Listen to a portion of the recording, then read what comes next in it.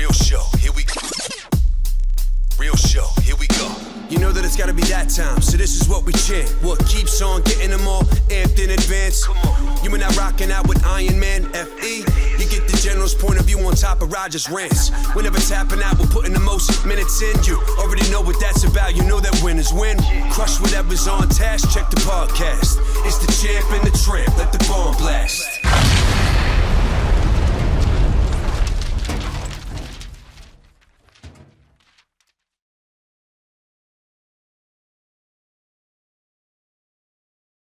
So without further ado, we just had some technical difficulties, but we got our man Greg Anderson on.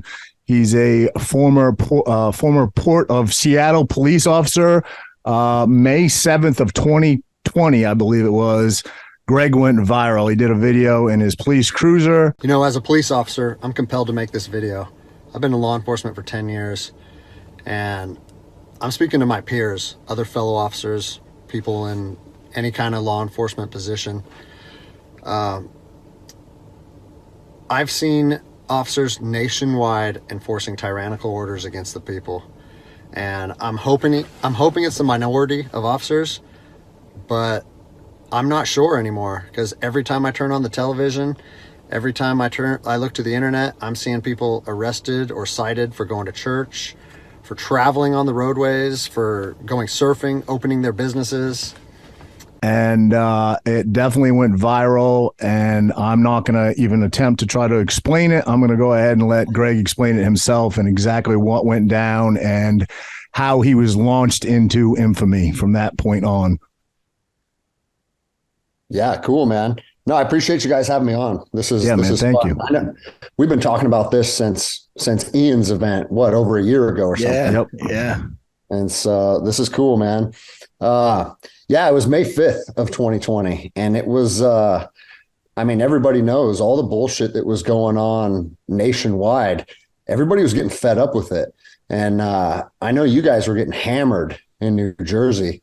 And one thing that we saw inside of the profession nationwide was everybody that wore the uniform didn't support what was happening. But rather than standing up and taking a stand against it, everybody was just kind of going along to get along. And it's like, man, if the police aren't willing to stand up against things that we feel is like morally and ethically incorrect, who else is gonna, That's right. And bro, we saw like women getting arrested at parks, women getting arrested for doing nails in their salons and that kind of stuff. And dude, the final straw for me was there was some young ladies in Texas that got arrested by undercover agents going in under the guise of having their nails done. And I was like, you know what, dude, this is not what the profession is about. We're supposed to be out there getting fucking bad guys, not trying to get girls that are doing nails or that guy in Malibu that was out surfing. I mean, I'm sure you guys remember that. And so, yeah, man, I just made a video. I was on patrol, and it wasn't anything planned or something that I'd even really thought about. I was just like, man, this message needs to get out from one police officer to another, talking to the profession while in uniform, just because I thought that was necessary to speak to my peers. And, I was just saying, this isn't what we do. This isn't what the profession's about. We serve the citizens. We don't serve these corrupt governors and these corrupt mayors that have weaseled their way into power nationwide. That's not who we work for. We work for the American citizens, and we uphold the Constitution. And the crazy thing is, man, nothing I'm saying right now is like an abstract idea. Like, police officers are supposed to defend people's liberties and their freedoms. That's the whole point of the profession. But as soon as you stood up against the political elite, man, they came after me and tried to squish me like a bug. And the funny thing is because they fired me for that, that's actually what made the story go super viral, Yeah, exactly. Can you walk us through that a little bit, Greg? I mean, I think most of our viewers probably know the story, but so essentially you made that video, which was calling on your peers, your fellow Leos, to do the right thing. Basically that, mandates aren't law, essentially, and you guys are law enforcement. I mean, correct me if I say anything, wrong here. And it was just basically a call to your fellow officers to do the right thing and with, uphold the Constitution, uphold your oath, And I believe, I understand if I understand the story correctly, your superiors supported it at first, and it got so much traction so quickly in a matter of a few hours, it went from support to not support, right? Yeah, bro, 100%. I got a text message actually that morning from my commander. And my commander followed me on Instagram. Like police officers being on social media is not out of the ordinary anymore. Everybody's on the internet. And he's like, "Hey, Greg, I just saw your video. Excellent message. And we stand behind you 100%. And dude, that's the highest ranking guy in patrol. And then literally a few hours later, he called me and he's like, "Hey, man, I know I reached out earlier, but I was just told I need to inform you. It's time to pull the plug on this thing. And you got to take the video down." And I was like, "Dude, a couple hours ago you supported it, but now it's a problem. Like, what's going on?" And he goes, "Greg, this is above my pay grade, man. And I've been directed to tell you it has to come down. It's just getting too big." And then this is what he said, bro, that was kind of like, to me, it's just gross. He goes, "It's already on Twitter. It's already on YouTube. You didn't put it up on those platforms. So we can't pull it off the internet. It's already there to stay." He goes, "But if you pull it down from your specific Instagram, you're showing that you're being compliant to the orders that we're giving you." And I was like, I said, "If you listen to what I said in the video, I said that our paycheck doesn't supersede our citizens' rights. And if losing your job is what ends up happening, because that's what happens if you stand up for the right thing, if that's a byproduct of upholding your oath, then so be it." And I was like, how can I say those words that all of my family and friends heard me say? And then as soon as you guys push back a little bit, I have to rescind my words. I was like, I'll lose the respect of everybody that's important in my life. I said, so this is where we're at. If you want to fire me for simply saying that it is our oath to uphold and defend the Constitution, then go ahead and do it. And they went ahead and did it, man. But, yeah, the fact that I was terminated for that is really what changed the trajectory of my entire life, man. And I'm sure we'll get into all that. But it ended up just being a blessing in disguise, man, for sure. Yeah, obviously, we both follow you on Instagram, and I think there was a pivotal point there where it took a lot of balls to put that video out, because you had to know that you were going to take some flack from your fellow officers, although I'm sure there's a tremendous amount that supported you. Of course, there were some that were probably going to give you a little grief. So that took some balls just to do that, because it wasn't really anybody doing it at that time in an authoritative position in uniform. So that took some balls. But the point where they said, "Take it down or you're going to get fired," that was a pivotal moment for the rest of your life. You're a dad of 3 children, right? You're married. Yep. It's not like you didn't need a paycheck, right? I mean, you needed and 100%. I think I'm not sure what I would have done. I like to think I'm a Greg Anderson, but none of us do. None of us know until we're put in that position, Right. And that was a pivotal moment where, your life significantly changed. You didn't know how you're going to put food on the table. I mean, I'd like to think that it worked out well for you, but at that point in time, and I'm sure some time after that, things were very, very uncertain. For sure, man. Me and my wife were in the Starbucks drive-through getting coffees when the second call came through, because it was the next day. I was off shift, right? And when he told me that, he goes, "Hey, if you don't take the video down, we're going to move forward with termination. And it's for insubordination." That's what they gigged me on, because they were giving me an order and I said no. And, my wife looked over at me and I said, "Hey, you know who you're married to. This isn't an option for me. I'll figure out a way to make our lives work, and I'll be able to provide for our family. But just my own integrity and my own morals, there's no way that I can continue to work for." Not only did I stand behind the message, but police work can be inherently difficult and dangerous. And to work for a command staff that said they have my back and then just crumbled inside of a moment's notice, right, for me, that was the writing on the wall. And here's the thing, man, I did 10 years in special operations. I did 14 combat deployments to Iraq and Afghanistan. When I was young, I went through a lot of shit. And the one thing that taught me is it's like, dude, if you have the mindset to succeed and you have resilience and you have self-belief, it's like, that's really what sets you free. And I wasn't about to let a mediocre paycheck, because let's be honest, police officers, that's not the best living in the world, right? That's not why most cops do the job. And if they thought they were going to be able to hold that paycheck over my head to hold me hostage, I was like, there's a 0% chance of that happening. And man, it's been such a good lesson for me, because taking that leap of faith and stepping outside of my comfort zone, man, my Jiu Jitsu Academy has grown by 600% since that day.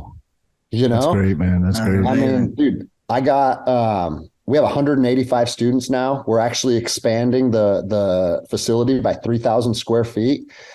And then I started a podcast too, because once that video went viral, all kinds of people started hitting me up. Hey, do my show. Hey, do my show. Yep. And I did Cleared Hot. Yeah.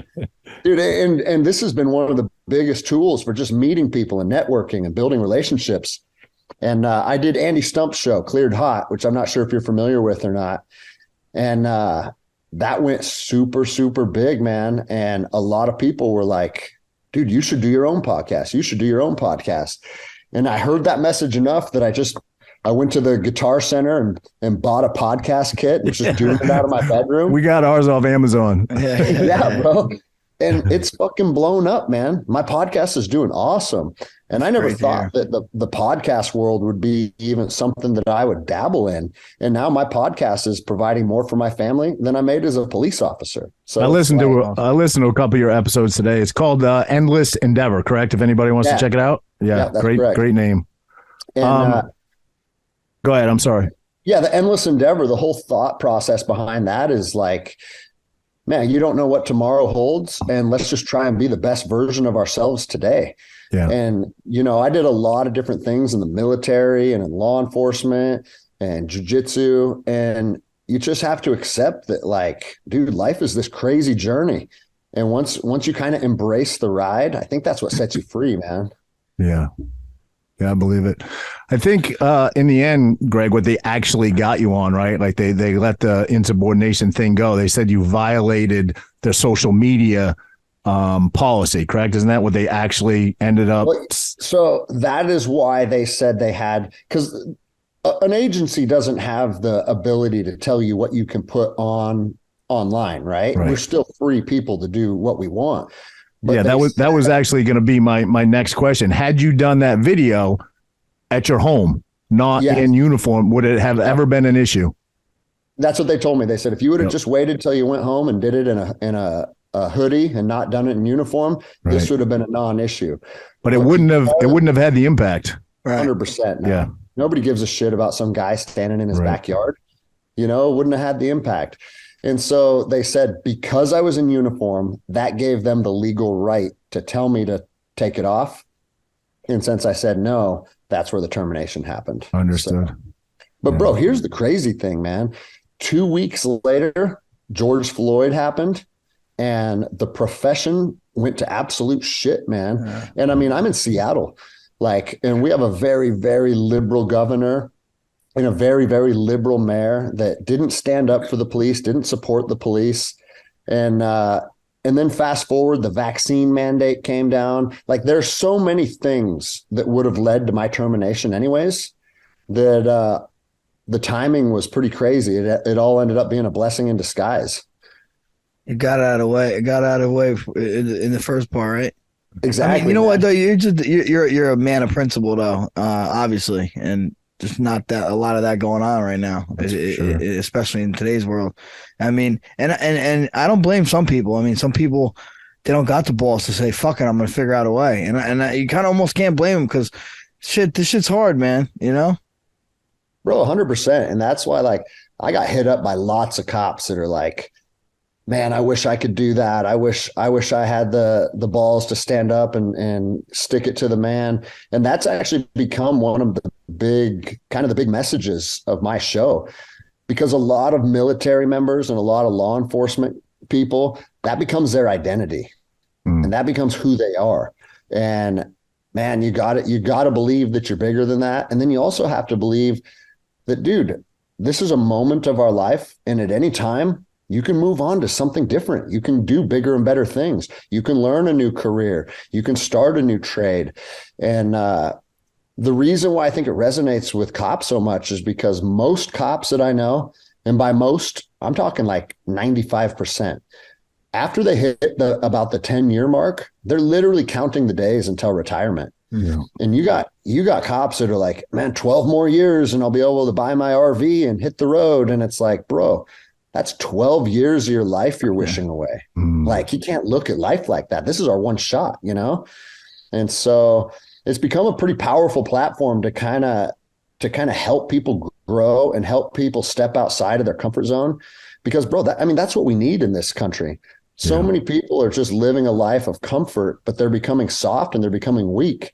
And depending on how far down the tinfoil hat hole you want to go, man, it feels like it's by fucking design, you know? You know, you were talking about, you know, fellow police officers wanting to stand up, not being, you know, some of them not daring to because they don't lose the payday. We see that a lot with, you know, Frankie and I obviously have young children. They're in school. We're friends with a lot of teachers in the area, like-minded individuals, and they're scared to death to stand up against the teachers union. You know what I mean? It's crazy times we're living in, you know? I feel like 350 million people are controlled by a couple hundred. You know what I mean? That's what it feels like. That's exactly what's going on. Because when you talk to these cops behind closed doors, when you talk to these teachers, when you talk to these healthcare providers, the overwhelming majority share our views. And I'm not even saying like I'm right and they're wrong, but I'm saying I think most people agree, like, let us have personal choice in all of these things. Right. You know? And they're trying to take that from us. And people are fed up on a massive, massive scale. But I just don't know if people are willing to rock the boat enough to affect change, you know?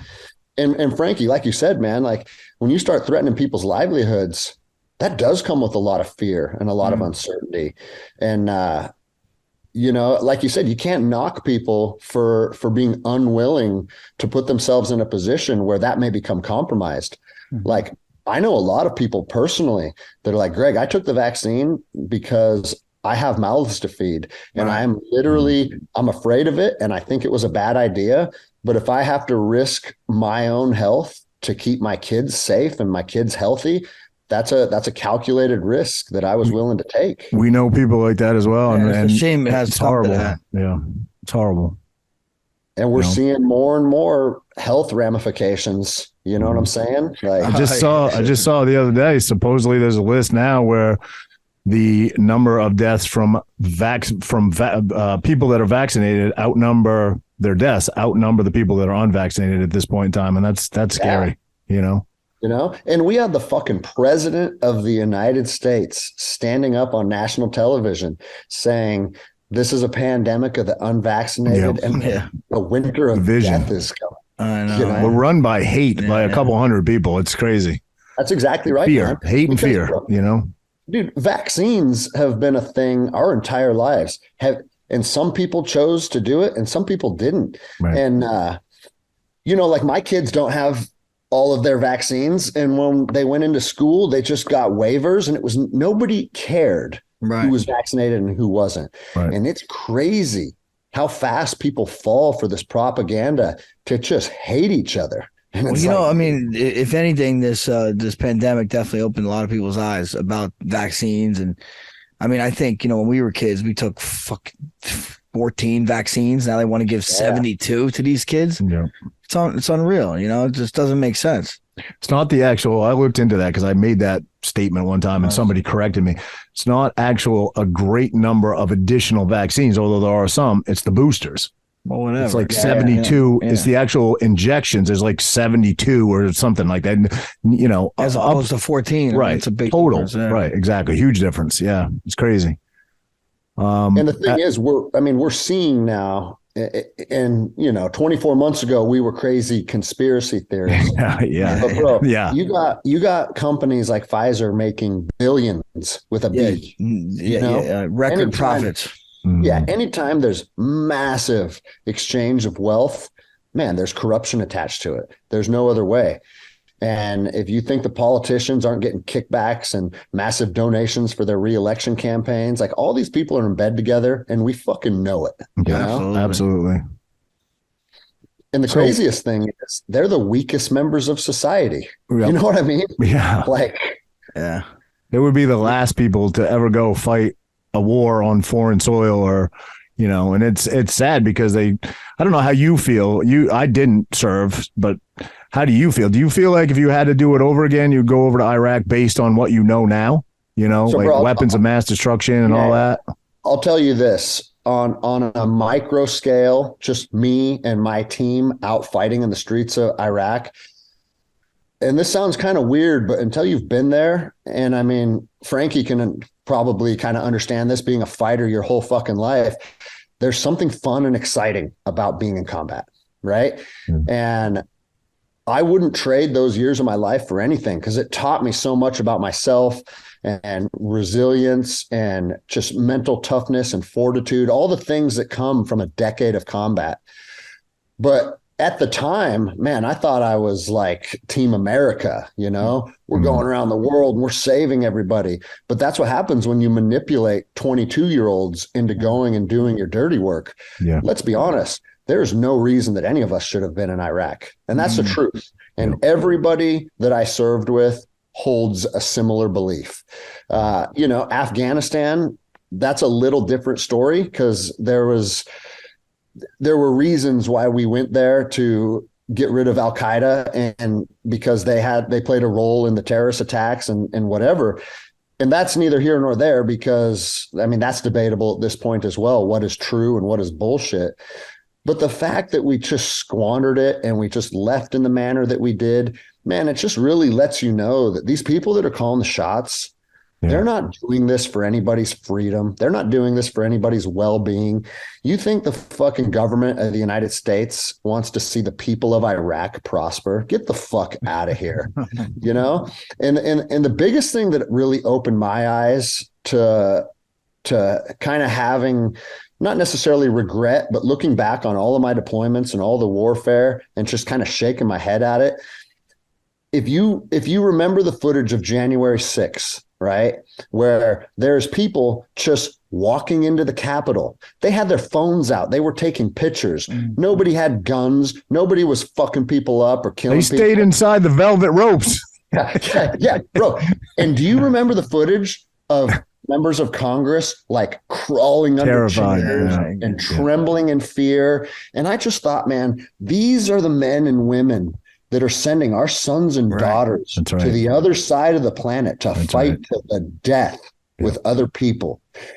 And they don't have the courage to face a group of people walking around taking pictures. And it just made me realize how backwards our system is. You have the most fearful, incapable members of our society telling our youngest, I mean, the men and women in the military, there's so many great people that have chose to serve for their different reasons. And they're some of the best people that our country has to offer. And they'll just send them to be slaughtered while they're too fearful to address somebody walking into the Capitol. And it just made me realize how backwards our system is. And to tell you the truth, man, like, I have 3 daughters. They're biologically mine, but I've also raised some family friends that I consider my own children. And the boys are 18 and 20 now. And I tell both of them, I wouldn't go in the military in today's world. You know, they were entertaining that, and we went back and forth and we met with recruiters and stuff. And at the end of the day, we decided against it because they told them they had to get vaccinated. But regardless of the vaccination, I just don't think it makes sense to literally risk your life for forbidding this government's jobs, you know? Yeah. That's a problem they're seeing now in the military, right? They're having a hard time just getting guys to join, or especially like special forces, right? Yeah. The special operations community is hurting right now, because the special operations community, contrary to what's kind of like portrayed in the movies, the special operations community isn't just a bunch of knuckle draggers. Like, they want thinkers on the battlefield, and they actually have a GT score requirement to get into SOCOM. And so they want people that are thinkers and problem solvers.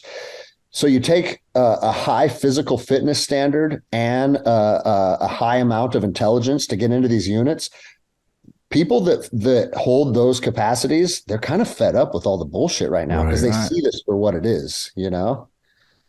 Yeah. Roger can never be one of those guys. No, I would never meet either one of those standards. Back to January 6th, just for a moment. I mean, regardless of how people feel about it, obviously it's highly, contentious topic. But, those people that were prosecuted, they really didn't get you're talking about our Constitution and our rights. They really didn't have due process. And they were not given a speedy trial at all. How has nothing ever come of that? A lot of those people sat in jail for over a year. Without a trial. Some of them are still in jail. Yeah. That's the shocking thing. And the Fifth Amendment of the Constitution assures you the right to a speedy public trial, right? Due process, just like you said. And they have some loophole where if it's like an insurrection or it's a terrorist attack, that you're no longer afforded constitutional rights because you're like an enemy of the state or some bullshit like that. And, a lot of the stuff started with the Patriot Act, where we're like, hey, we got to stop terrorists at all costs. So we're all going to agree to kind of give up some of our constitutional rights. Mm-hmm. And, bro, once the government has something, they ain't fucking giving it up, Mm-hmm. Yeah. I hear people say even like, but they did that with the Cold War. They took some, started nibbling on our rights little by little. For sure, man. And I think this is probably, sure, in our lives, we've seen the trajectory of this country really change in the last, 36 months. But this has been a long game. I think they've been fucking chipping away at our rights and our abilities for fucking decades and decades, No question. Yeah. And speaking of that, obviously, some states are blue and some states are red. When I picture, and I don't mean to stereotype because we get it too here in New Jersey, of course, but when I envision Seattle, Washington, you are not the guy I picture there. What keeps you there? Bro, well, I get that question often. And the truth is King County, which is the county Seattle is in, is extremely liberal. And all you have to do is drive through the city to see how those liberal policies have absolutely destroyed Seattle. I grew up here. Seattle was a beautiful city. I'd go skating in the city all the time, take public transit down there with my skateboard and just hang out. And now you can't walk through the city without stepping in shit and drugs and tents and needles everywhere. The city is an absolute cesspool, but I live an hour outside of the city. And once you get outside of the city, man, Washington State is some of the most beautiful places on planet Earth. And man, this is my home. This is where I was born and raised. I traveled all over the world. I lived in all these different places in the military. I lived in Georgia and Alabama, and I lived in Los Angeles for about 4 years. And I've always wanted to come back here. This is just always home for me. And so I came back here. I started my Jiu Jitsu Academy, which is doing awesome now. And it's like, you know what? I'll fight the bullshit and I'm going to stay here. And if they want to push, then I have to dig my heels in and push back. Because here's the deal, man. If everybody keeps fleeing these liberal epicenters that are pushing all the good people out, it's only a matter of time before it follows you. You know what I'm saying? Like you hear about Idaho and Montana and all these places where people fled in droves from California and Seattle to get away from the bullshit. Guess what? It's starting to follow them there now. Yeah. And so we have a similar situation. We're in New Jersey, of course, which is, very blue state, very liberal state, but we're in Ocean County, New Jersey, which is kind of central, but very conservative county. We're like the only county that votes red every year. I think, northwest, couple of southern counties, a couple of us out here. Well, it used to always be Ocean Monmouth, but last year Monmouth swung blue. So purple, it's like purple. Yeah, purple, purplish, purple. But for me, Jersey takes an incredible amount of criticism, similar to Seattle, I'm sure. But for me, it's home. I love it here. Obviously, I wasn't born and raised here. I grew up in Maine, but spent half my life here.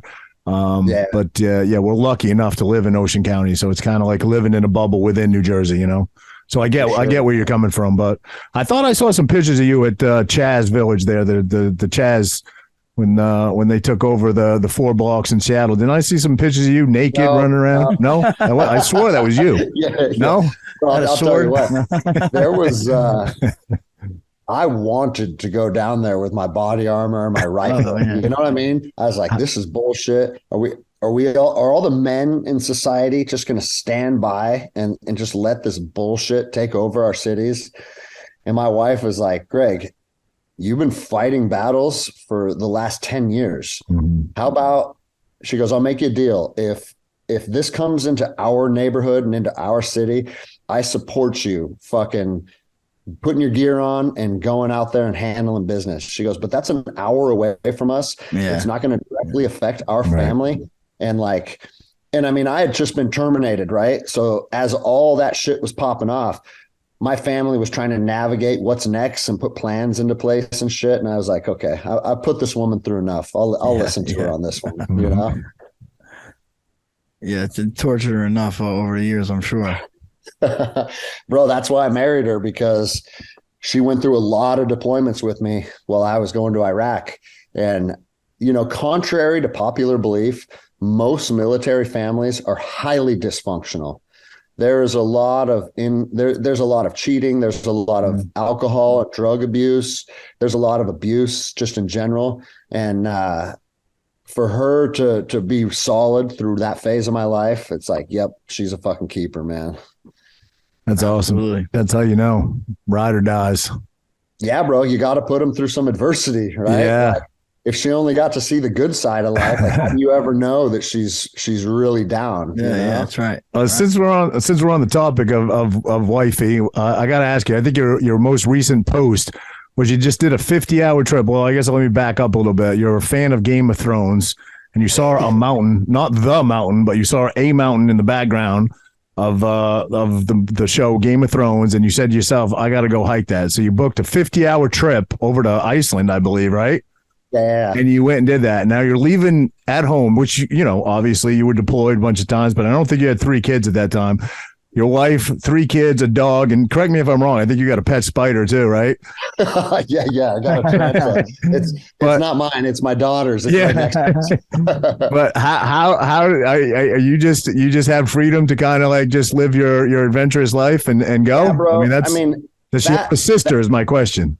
Yeah. That climb was actually shortly before I got terminated. That story was a couple years ago. Oh, was it?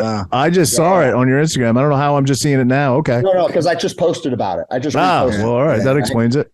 But no, here's the thing, man. Like there's a little more to that story. Me and my wife actually got in a pretty big fight that day, right? And I told her, I said, I need some fucking time away from you. And we've always been very open with each other about that kind of stuff. And dude, ever since we started dating, like because of the lifestyle I was living and I was deployed for 6 to 9 months a year, I was never like a controlling boyfriend. Like, hey, I'm going to go to Vegas and do a girls' weekend with all my friends and I'll be gone for 4 days. Cool. Have fun. See you when you get back. And I remember I'd have friends that are like, dude, you just let your girl go to Vegas? Like, and I was like, I don't let her do anything. She's a fucking adult human being that can do whatever she wants.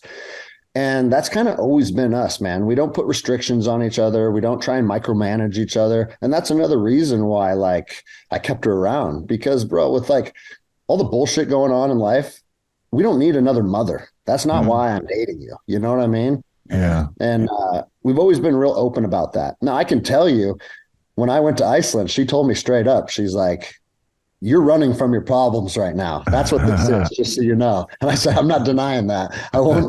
You're not necessarily wrong. But, bro, you know how it is, especially men. Sometimes we just need to get out of our own head and just fucking decompress, get away from everybody, get away from everything that you know, and just kind of go find yourself. Yeah. And I've done that in the mountains for years, man. And that's another reason I love Washington. There's so many mountains out here that you can just go hit the trails and really decompress, you know? Bigfoot's out there too. All right, come on. Bro, you're not wrong, dude. You know, I've been looking for that motherfucker for 42 years. Yeah, free will. I'm a big believer in free will. You can't control people. You just have to, you give someone enough rope, they're going to hang themselves, and that's when you see people's true colors. So give them that leeway and give them free will. And here's the thing: if your girl wants to go cheat on you, she does fucking do you dirty, she can do that. Fucking 5 miles down the street, as well as she can do it in Las Vegas. That's right.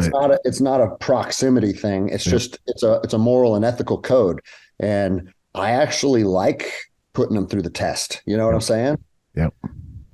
Yeah, and if you can't trust them, if at that point, what's the whole point? Sharing your life with someone like that. 100%, man. Yeah. Like a lot of relationships are mind-boggling to me because it's like people want to date their mom and have a bunch of rules and shit. And it's like, dude, it goes back to what I said earlier. This is our life. You know what I mean? Like, we should be living it in a manner that's as enjoyable as we can make it. Roger wanted to date his mom when she was in high school, maybe. I grew up in Maine. I could have dated my cousin and nobody would have said a word about it. I'm just saying, the girls you date definitely couldn't be your mom. You know what I'm saying? Yeah, I got you, pal. Well, hey, Frankie, I have to say, man, congratulations on probably one of the most memorable careers in the UFC, man. Thank you, brother. I appreciate that, man. It's crazy. It's real, done. It's real crazy for me. My first time I saw you was when you fought Tyson Griffin, which was like, I mean, was that your first UFC fight? That was my first UFC. It was my debut, 2007. Yeah. And I remember thinking like, because Tyson Griffin was fucking known for being a savage. Yeah, he was a stud at the time. And I was like, man, who's this guy? This is going to be a fucking long night. Dude. Bro, like, the size difference. Yeah. Tyson Griffin standing next to Frankie. It looked like they were completely different. They looked like they were 3 weight classes apart. It was crazy. He was like a fire hydrant, that dude. It was crazy. To follow your career through all the crazy Gray Maynard fights where I thought you were going to die. And then you somehow come back and win, dude. And it's like, when I first got into martial arts, I took a few cage fights. That was in 2006. Wow. And I don't even know how, because you're the same age as me, right? You're in your early 40s. 41. Yeah, 41. So I'm 42, bro. And for someone that's dabbled in that a little bit to understand how hard it is on your body to see you do it for 20 fucking years is nuts, man. Yeah, no, dude. I definitely feel it. Definitely feel it. But I would do it all over again, man. It was a fucking amazing ride, and everything that comes with it. It's very similar to the jiu-jitsu journey. You know what I mean? The people that you come across and the teammates that you have, people you train, the coaches. Even just people that are into what you do. It makes it special. I mean, to think that you could be at the pinnacle of the sport for that long, because fuck, everybody else in your divisions these days are what, 26, just up and coming killers. Definitely. I've been the old head for quite a bit now. I don't feel it. I feel young at heart. Definitely the spirit feels young, but the fucking neck and back that feels a little old. For sure, bro. Well, I'm happy to see you hang it up, man. And it's like, that journey's come to an end, and it's on to the next phase of life. And it's exciting to be where I'm at now. Most people retire. They're kind of old, don't have much energy. I still got a lot ahead of me, so I'm excited for what's next. Yeah, bro. Yeah, you see that there's a very similar correlation to like guys in the military and fighters, where it's like once you retire or once you hang your gloves up, a lot of people want to fucking rest on those allocates for the rest of their life, And from what I've seen personally, like, not to go too dark, but I've literally had 6 teammates from Iraq and Afghanistan commit suicide in the last 5 years. Wow. And it's like, and the theme that I keep seeing over and over is it's guys that can't accept, man, that's who I was. That's not who I am anymore. Mm-hmm. And if you're always looking in the rearview mirror, before you know it, man, you're plagued with depression and all of these issues because you're not willing to step into the future, and you're always looking backwards, man. And, no, for sure. I always say, I fight, but it's not who I am. I mean, my family's always been a big part of my life, so that always keep me grounded and keep me, looking forward, not looking behind. For sure, bro. Are you have your own gym or anything like that? I don't, but that's the plan. I think that's the plan. Something in my hometown. Ali Abdelaziz, I don't know if you know him, the manager extraordinaire. I was his first client, so I think I'm going to jump into that game to help some fighters out. I feel like I have a lot of knowledge to give. Cool. 17 years as a pro, I definitely got some knowledge to share these young bucks. Yeah. I don't know if you know this or not, Greg. He holds the record for longest time, most minutes in the octagon. 8 out, just like 3 minutes shy of 8 hours.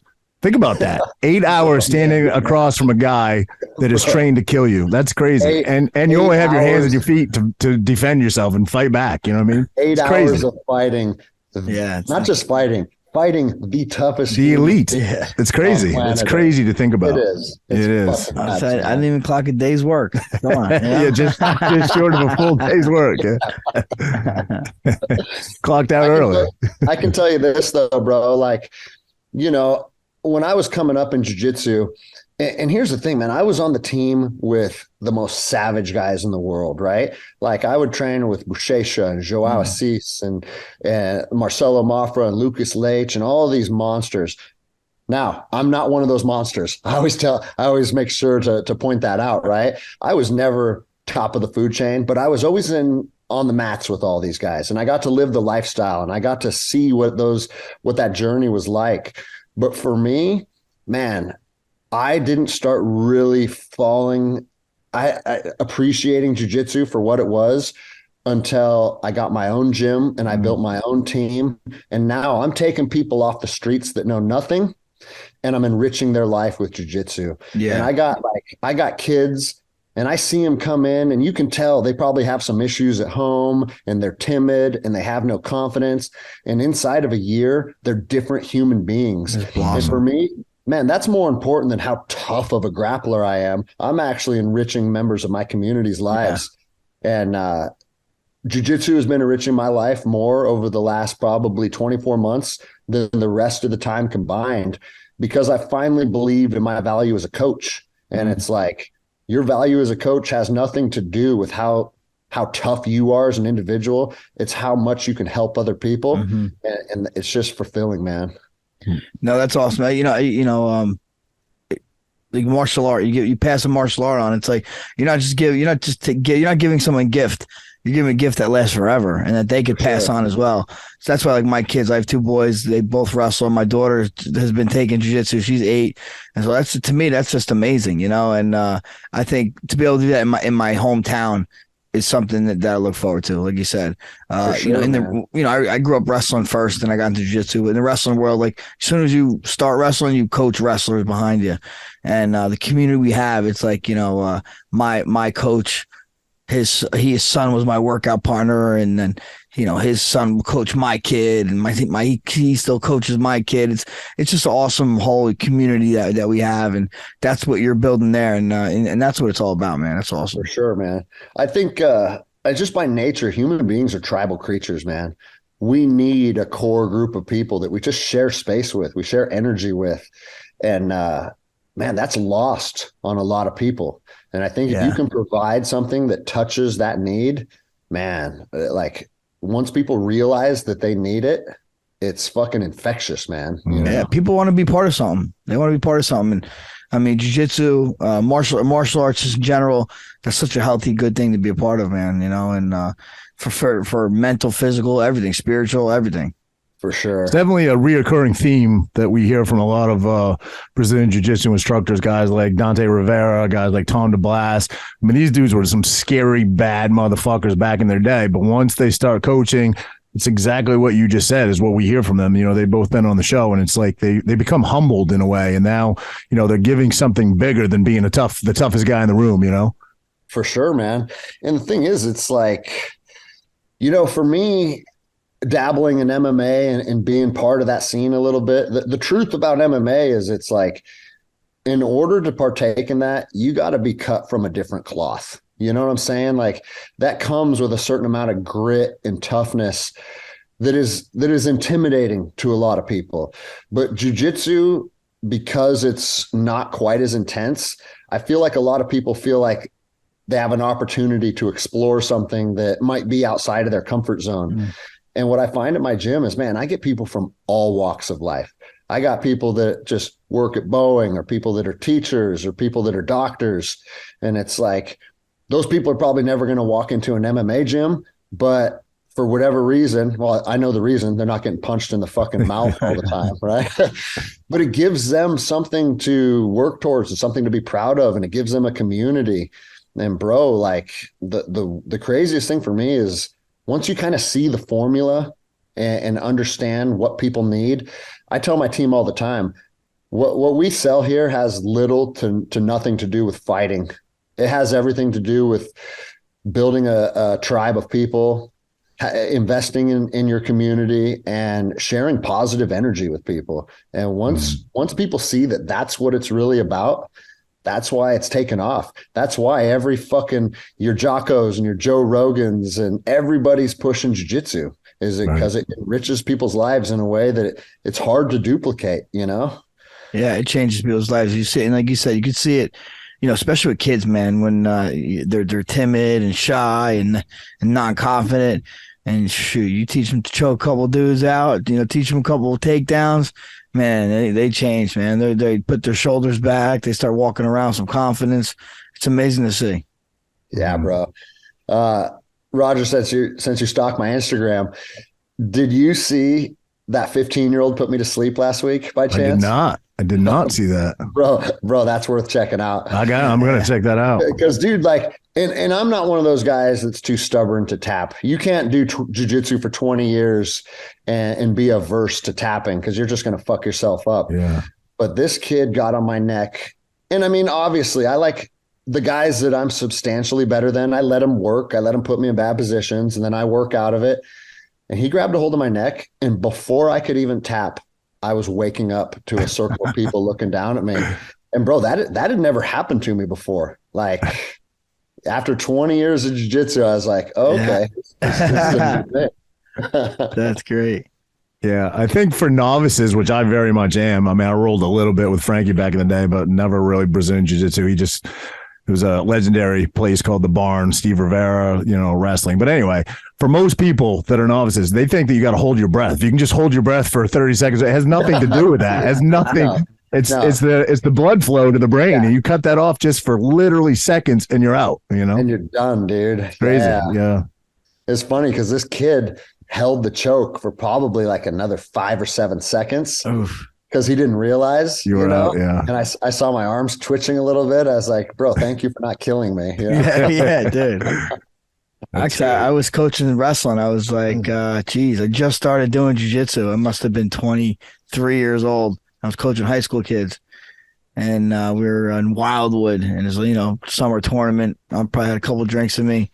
We're walking up, and some little, like, 80-pound kid jumps on my neck, rear naked choke. And I don't fight it. I let him do it. And I kind of went to my knee and I tap his boot, but he didn't feel me tap him. And this dude, I woke up with all these little kids standing over me. I'm like, what the hell? I was like, bro, that's scary. 80-pound kid choked you out, you know? That's funny. Could happen that quick, man. Oh, yeah.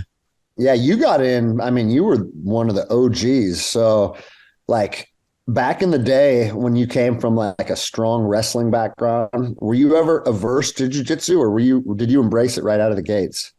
No, I wanted to dive right in, man. I wanted to be like, my whole thing. Like, you remember, like, early on in the UFC, you could put what you were, a wrestler, a karate guy. Yeah. And I picked freestyle because I'd be like, I don't want to be labeled. I want to be able to do everything. So I jumped right in. I kind of trained informal until 2008 is when I trained with, once I joined Ricardo Almeida. And that's kind of when I got more formal, you know, jiu-jitsu, started getting belted and whatnot. Have you ever fallen in love with the gi, or is that still an abomination? Man, it's tough. I mean, I wore it in the beginning, you know, but honestly, I haven't worn it probably since I got my black belt, and I think I'm second degree black belt, you know, and but Ricardo was always like, listen, man, you can put the gi on when you're done fighting. While we're fighting, let's just keep it off. So I guess now I must put the gi back on now. It's funny you said that, because literally right before you came on, we were talking about it, and I said, Frankie, what's like the big difference between gi and no gi? Like, what's the big difference? He said, your answer, correct me if I'm wrong, was gi, you have to be way more technical. Yeah, the gi slows everything down because you can literally grip someone anywhere on their body. And bro, if I can grip you on your elbow versus grip you on your sleeve, like that's giving me different leverage points, right? And no gi, it allows people to scramble a lot more. And if you can scramble, then you can use your athleticism a lot more too. So the gi really takes people's athleticism and kind of forces them to slow down a little bit, right? But for me, I despised the gi. I hated it until I was a brown belt because I was young and I was a good athlete and I liked the crazy no-gi rounds where it is just two squirrels in a sock, you know? But the older I get, the more I appreciate the gi. And at this point, like, I prefer gi for sure. Yeah, I'll definitely dabble. I'll dabble into the gi as well. But yeah, it's hot, man. It's hot in that thing. yeah, for sure. Just wait till you like settle into retirement. You get fat. You want that gi on. Man, I'm working on it. I gained like 30 pounds almost already. Dude, did you ever cut weight, or did you fight at your walk around weight? I fought for a big part of my career. I fought at 55. I won the title at 55, and I weigh pretty much 155. I'm a little heavy now just because I'm eating obnoxiously. But then I fought like 13 fights at 45 as well, which really wasn't much of a cut. But then my last 4 fights have been at bantamweight at 35. Which was a little bit of a cut. I had to, diet down. I did it the right way, though. I kind of made myself a little bit smaller for the past, 2 years. But yeah, no fun cutting down 35. You're going to 200 pounds now, Greg. Yeah. Oh, are you really? No. Oh, I'm gaining weight. I'm not. I gave my scale to my son. I said, I don't need this no more. It's yours, buddy. Yeah, that's hilarious. Well, fuck, man. I remember was Gleason Tebow? Yeah, that motherfucker would be almost 200 pounds on. Yeah, he just fought. He just fought PFL. I saw him actually at Thursday. I went up to the PFL in the city. He fought up there. He's a monster, dude. I can't believe that guy ever made 55. Is he fighting at light heavyweight now? Yeah, I mean, he looks like a middleweight, easily a middleweight. Did you ever fight that dude? No, I never fought him. But I was the champion when he was at 55. Yeah. Okay. Man, what a crazy fucking journey that must have been. Yeah, no, it's nuts. It's like I pinch myself. I still don't believe it's real almost. I grew up watching Rocky movies and stuff, and I lived it. So it's wild to me. And bro, like, correct me if I'm wrong, you took the title from BJ, right? I did, yeah.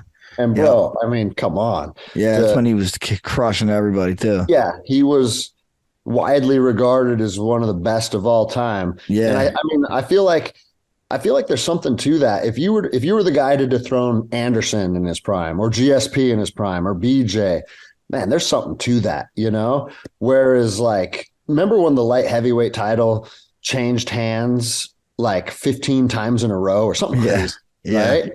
Like, that's not quite the same thing. I mean, fuck, you're still a UFC champion. But yeah, true. The manner in which you got it, that was pretty fucking crazy. Yeah, BJ, I mean, he's stopping everybody. He was licking his blood. I remember he licked Shirk's blood off his gloves. I'm like, damn, I got to fight this guy. Yeah, bro. And he was fighting good guys at the time and making them look like chumps, dude. Yeah, like man. Florian, remember that fight? Gomi, he crushed Gomi.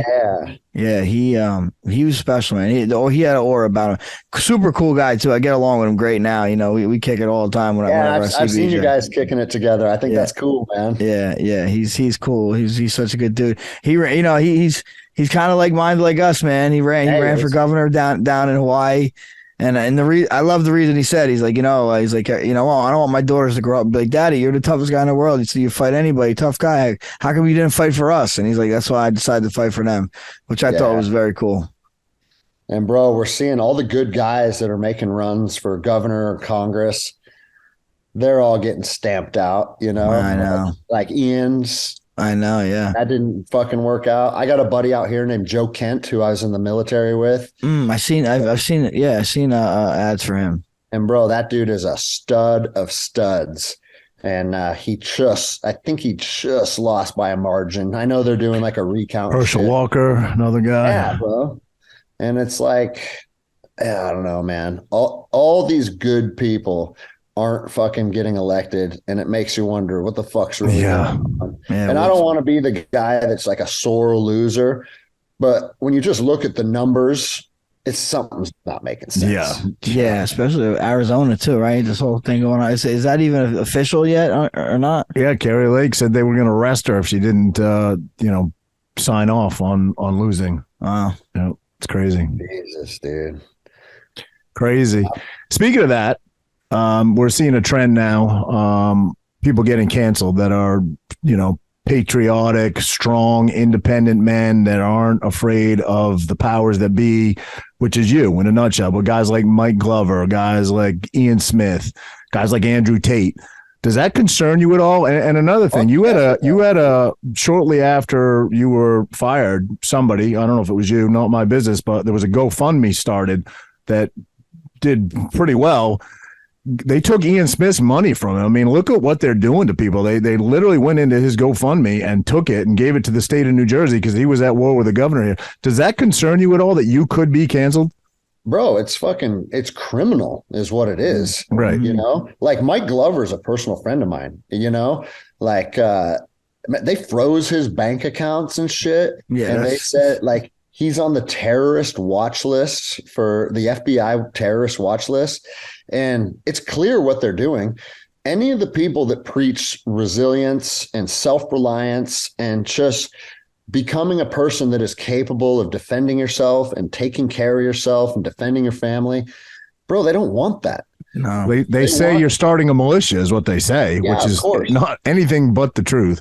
And guess what? Militias are part of our fucking constitutional right. So if we want to start a militia, fuck the U.S. government, And, I've talked about it on my show a lot. Like when I was told I had to shut my gym down, because, dude, I'd already been fired and my gym is now my main producer for my family. And they're like, oh, there's reports that your gym's open and it needs to be shut down. And we were getting letters from labor and industry and shit like that. And I told Jenny, I said, just so we're clear, like the U.S. government sent me to the other side of the world to fucking fight men to the death over bullshit. What do you think I'm going to do when someone tries to shut my gym down or come into my house? Right. You think there's a 0% chance that I'm getting taken out of here in handcuffs and made a spectacle on the nightly news? And so, bro, there was a period of time, my body armor and my rifle, they were coming with me to practice just to teach jiu-jitsu. And it was like, it felt surreal because it's like, man, I've been all over the world, a decade of warfare that I was supposedly fighting for people's freedom. And now I have to bring my rifle just to teach jiu-jitsu in my own community, Yeah. And man, thank God that our local sheriff is a fucking patriot, dude. That's awesome. I communicated with him a little bit and he goes, hey, I'm not enforcing it. They will not use my deputies for any of this bullshit. And because, man, I look at like Ian, how many times did Ian get pulled out of Attila's in handcuffs? Yeah. And Ian was smart enough to play the long game and just take it at the time and then come back and fight it legally, and probably the smart move, but I knew that I wouldn't be able to fucking handle that shit. And so they took everything from him, everything. Oh yeah, bro. It's crazy. And then here's the other thing. They're coming after guys that are promoting physical fitness in our communities. That was like their main focus. Gyms, we got to close gyms down.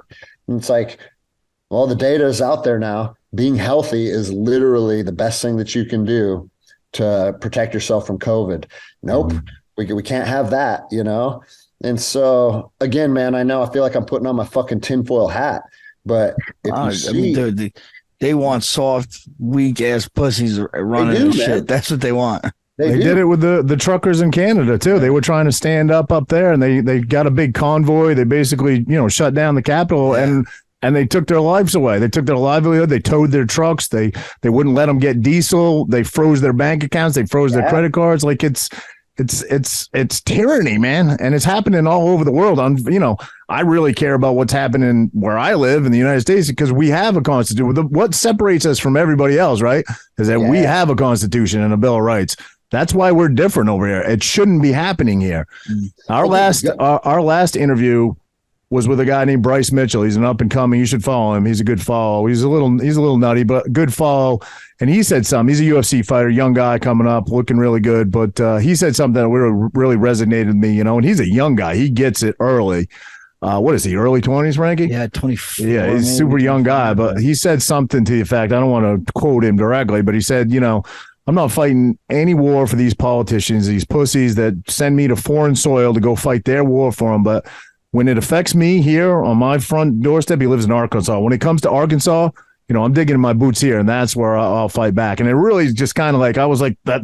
He just said exactly how I feel, Bro, I think more and more people are coming to that realization, because like, that's exactly right.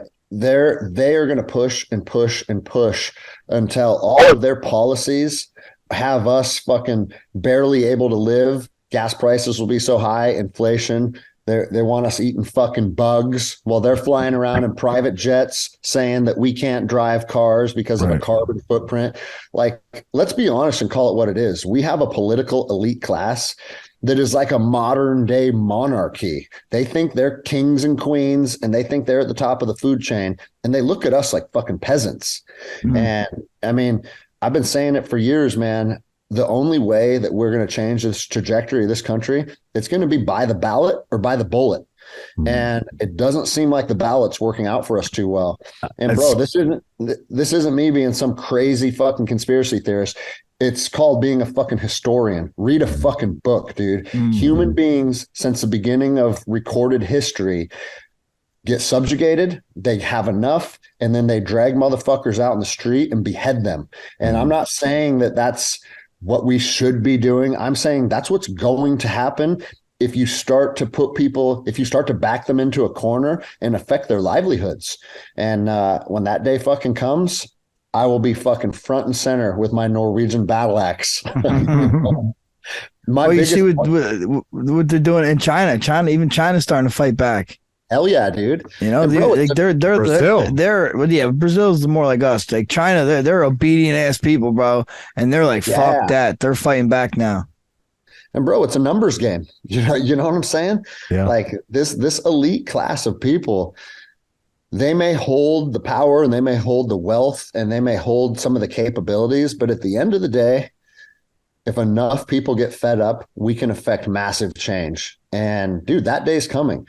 One of my biggest fears, though, is that day won't come until we're 75, and we'll have to watch. We'll have to watch the second American Revolution from our fucking porches, dude. Yeah, you're right, dude. Hey, just guess. Wait, we get good glasses, could still be a good shot, That's right, dude. Do you think part of that is why they made such an example out of the insurrectionist? Is because that's 1,000% the reason. Anyone that stands up against the machine, they squish you like a bug to send a message to everybody else. You know, that's 100% why that happened, dude. It's such a fucked up thing too, because even Frankie and I had talked, and not that we would have ever gone in, but we talked about going down there because we just thought it was getting our voice heard. Ian was going down, and we talked about maybe going. We had kids and shit. We couldn't make it happen, but I don't think we would have ever gone in. But those people were there just to be heard, and they were. Listen, I wasn't there, but I've seen the videos. They were told, "Come in, come in, come in, come in." You know what I mean? And some of the people, what's his name? Shit, I forget his name now. The one guy that agent. Yeah, like never been prosecuted. Roy, right? Something. No, shit. What the hell is his name? I got it right on the tip of my tongue. I'll think of it in a minute. But you're talking about the agent that was saying, guys, go to the Capitol. That's the thing, man. This was calculated. Yeah, like they had that guy out there saying, we're going to go in. We're going to storm the Capitol. Right. And a bunch of people were like, no, we're not. Yeah, they're all yelling, Fed. Yeah.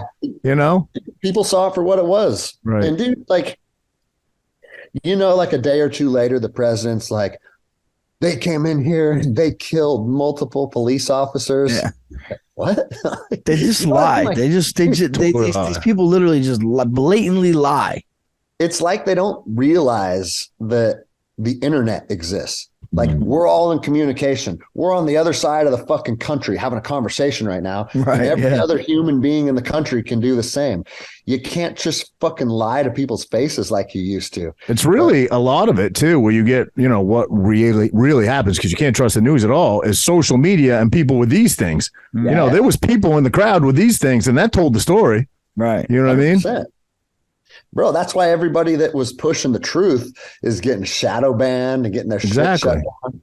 And bro, that's why it's interesting times with Elon buying Twitter and kind of changing the trajectory of what people can share and how they can exercise freedom of speech and shit.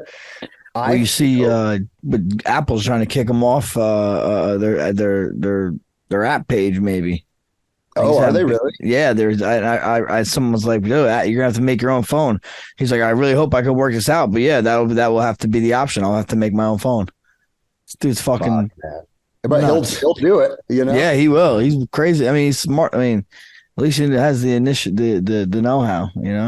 Yeah, doesn't Amazon own like most of the, because you have to have massive servers to run these things, and Amazon has the monopoly on them, right? No, I have no idea. I think so. Bro, I mean, I think the tides are starting to shift a little bit, and we'll see. Time will tell, right?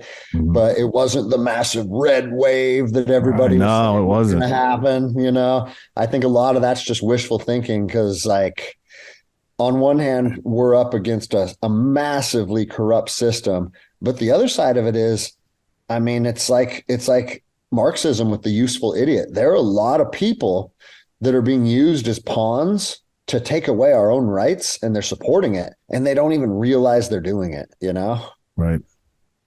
But fuck, man, we'll see where it goes. At least we're not living in a boring time, No. Yeah. I used to think, you were born like, you're born 80, 81, right? Because his guy's a little bit older than us, but like I thought at first we were like in such a good like period of time. We just right after Vietnam, we had the Desert Storm, which was like a fucking 6-week war. And then fucking 9/11 hit, bro. 9/11 hit and everything went down fucking hell. I know, fucking 20-year war in Afghanistan, fucking coronavirus.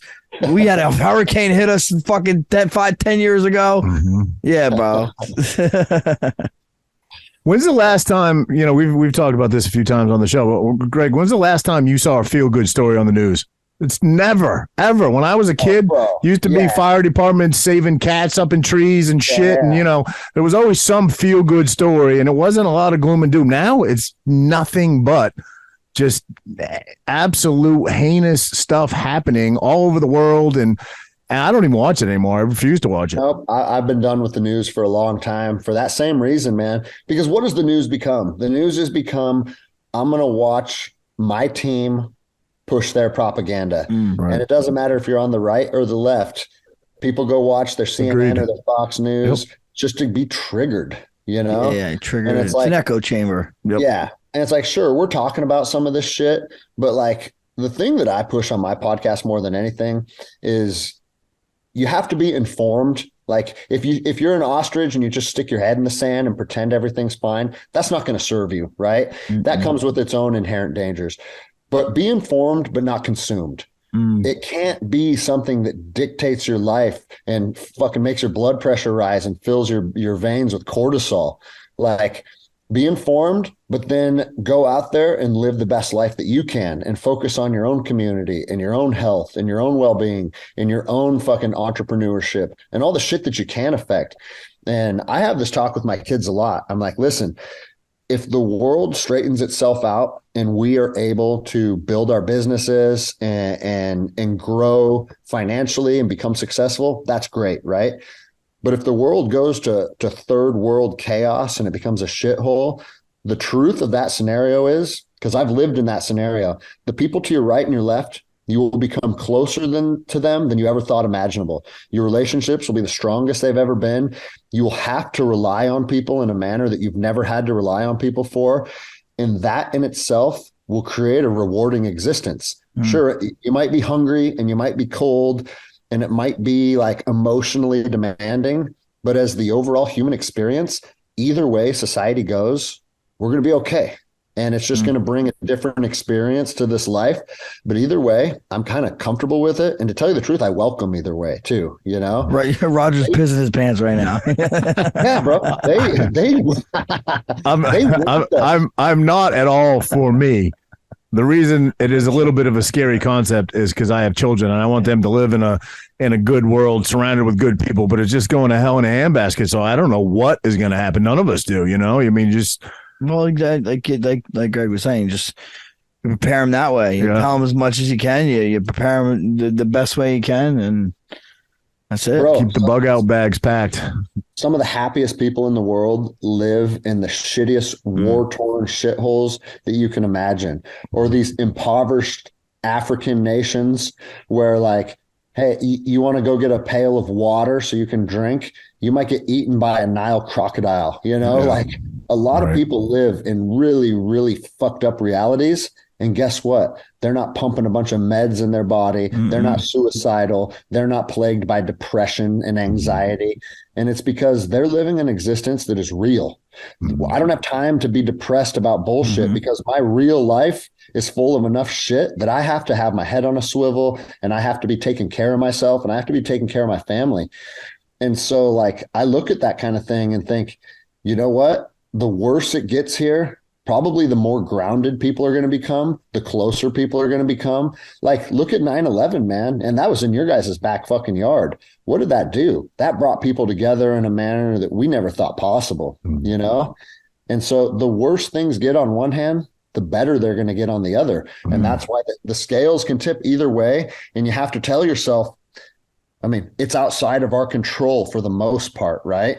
So you can't allow the thought of society going one way or the other to be something that fills you with fear, because I think that's what they want, man. They want us in that fearful, triggered state.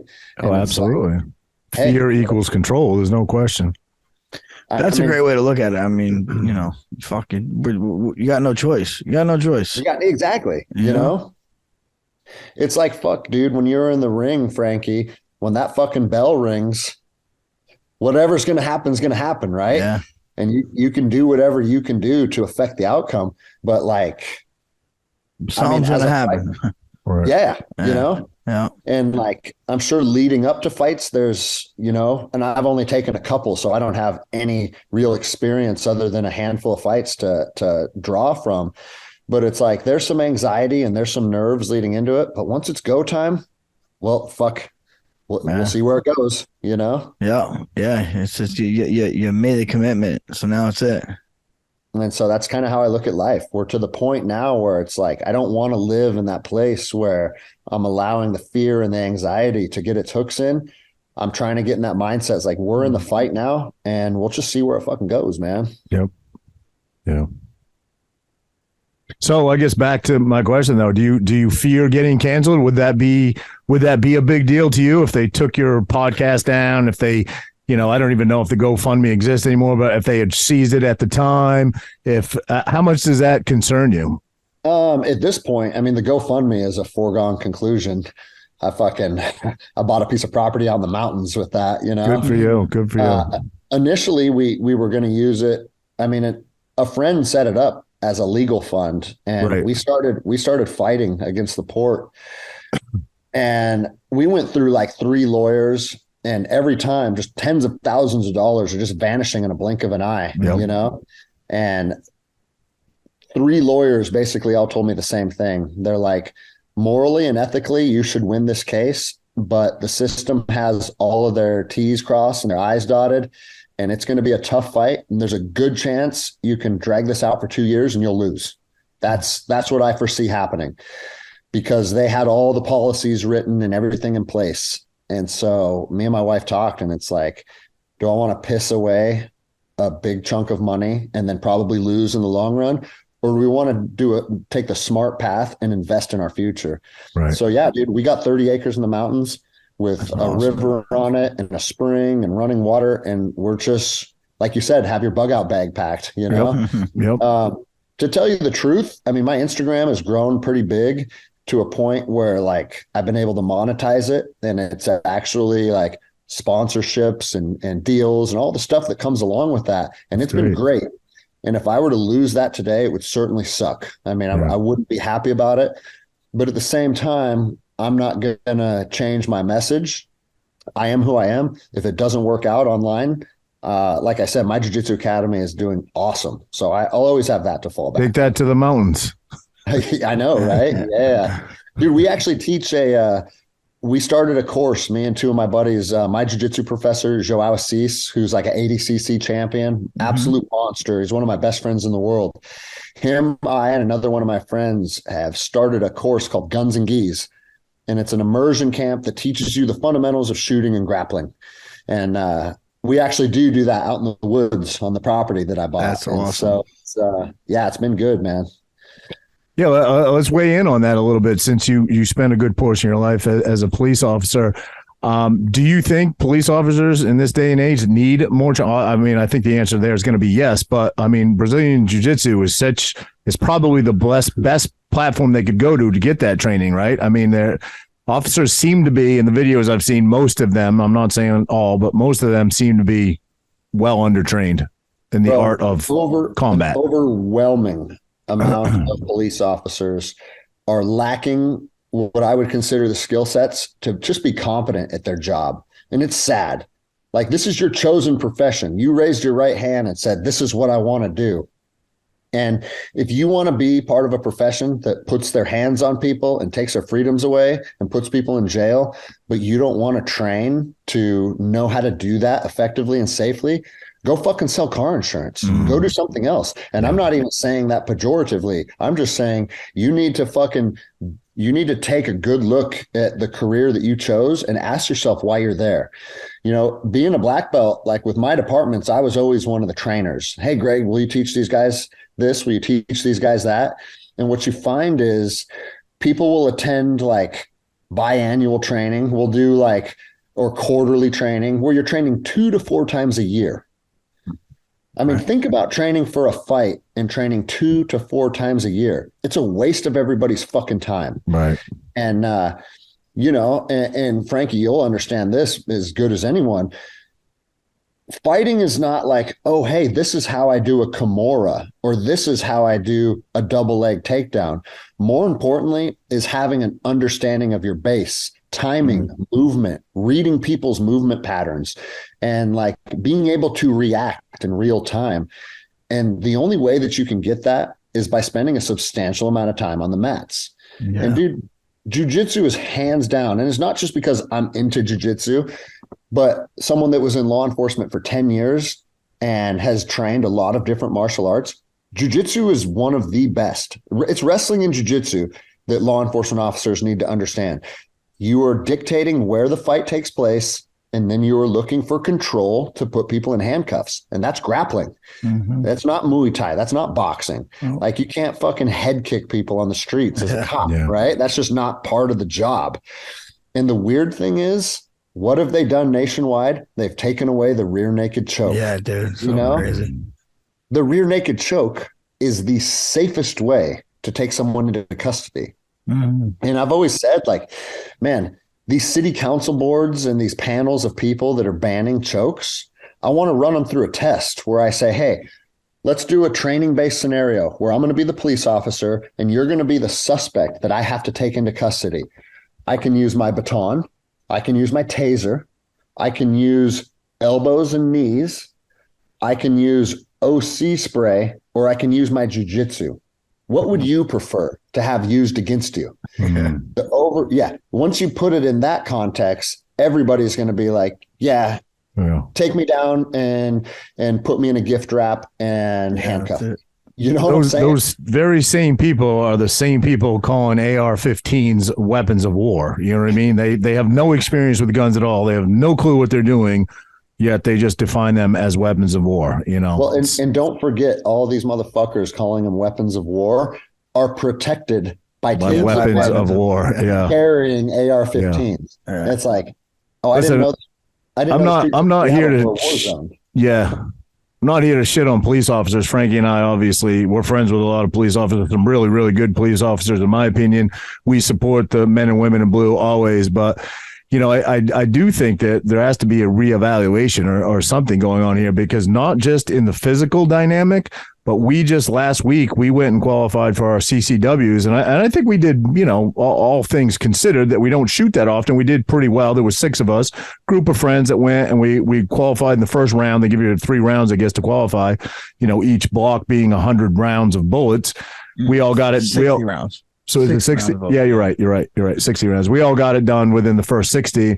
We were kind of proud of ourselves or whatever, but the instructor said, stick around. You guys want to stick around? We got 12 cops coming in after you guys. And he said, they're the worst guys on the range you've ever seen. They're the worst shots ever. And I'm like, why is that? Why is that? That's not good.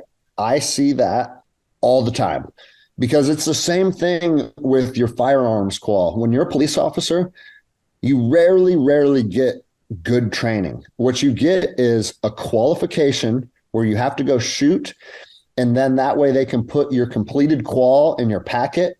And all that is, your annual qual is just CYA for the agency.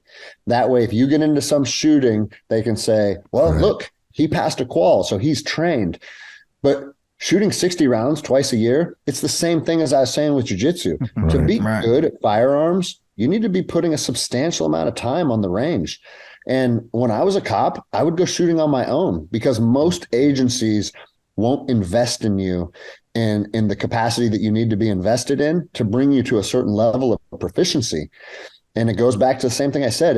If this is your chosen profession and you don't want to be a master of the tools that you get issued, it's probably time to look at something else. Yeah. A lot of cops, and I'm the same as you guys, man. I support police officers. Tons of my friends are cops. I was in the profession for a decade.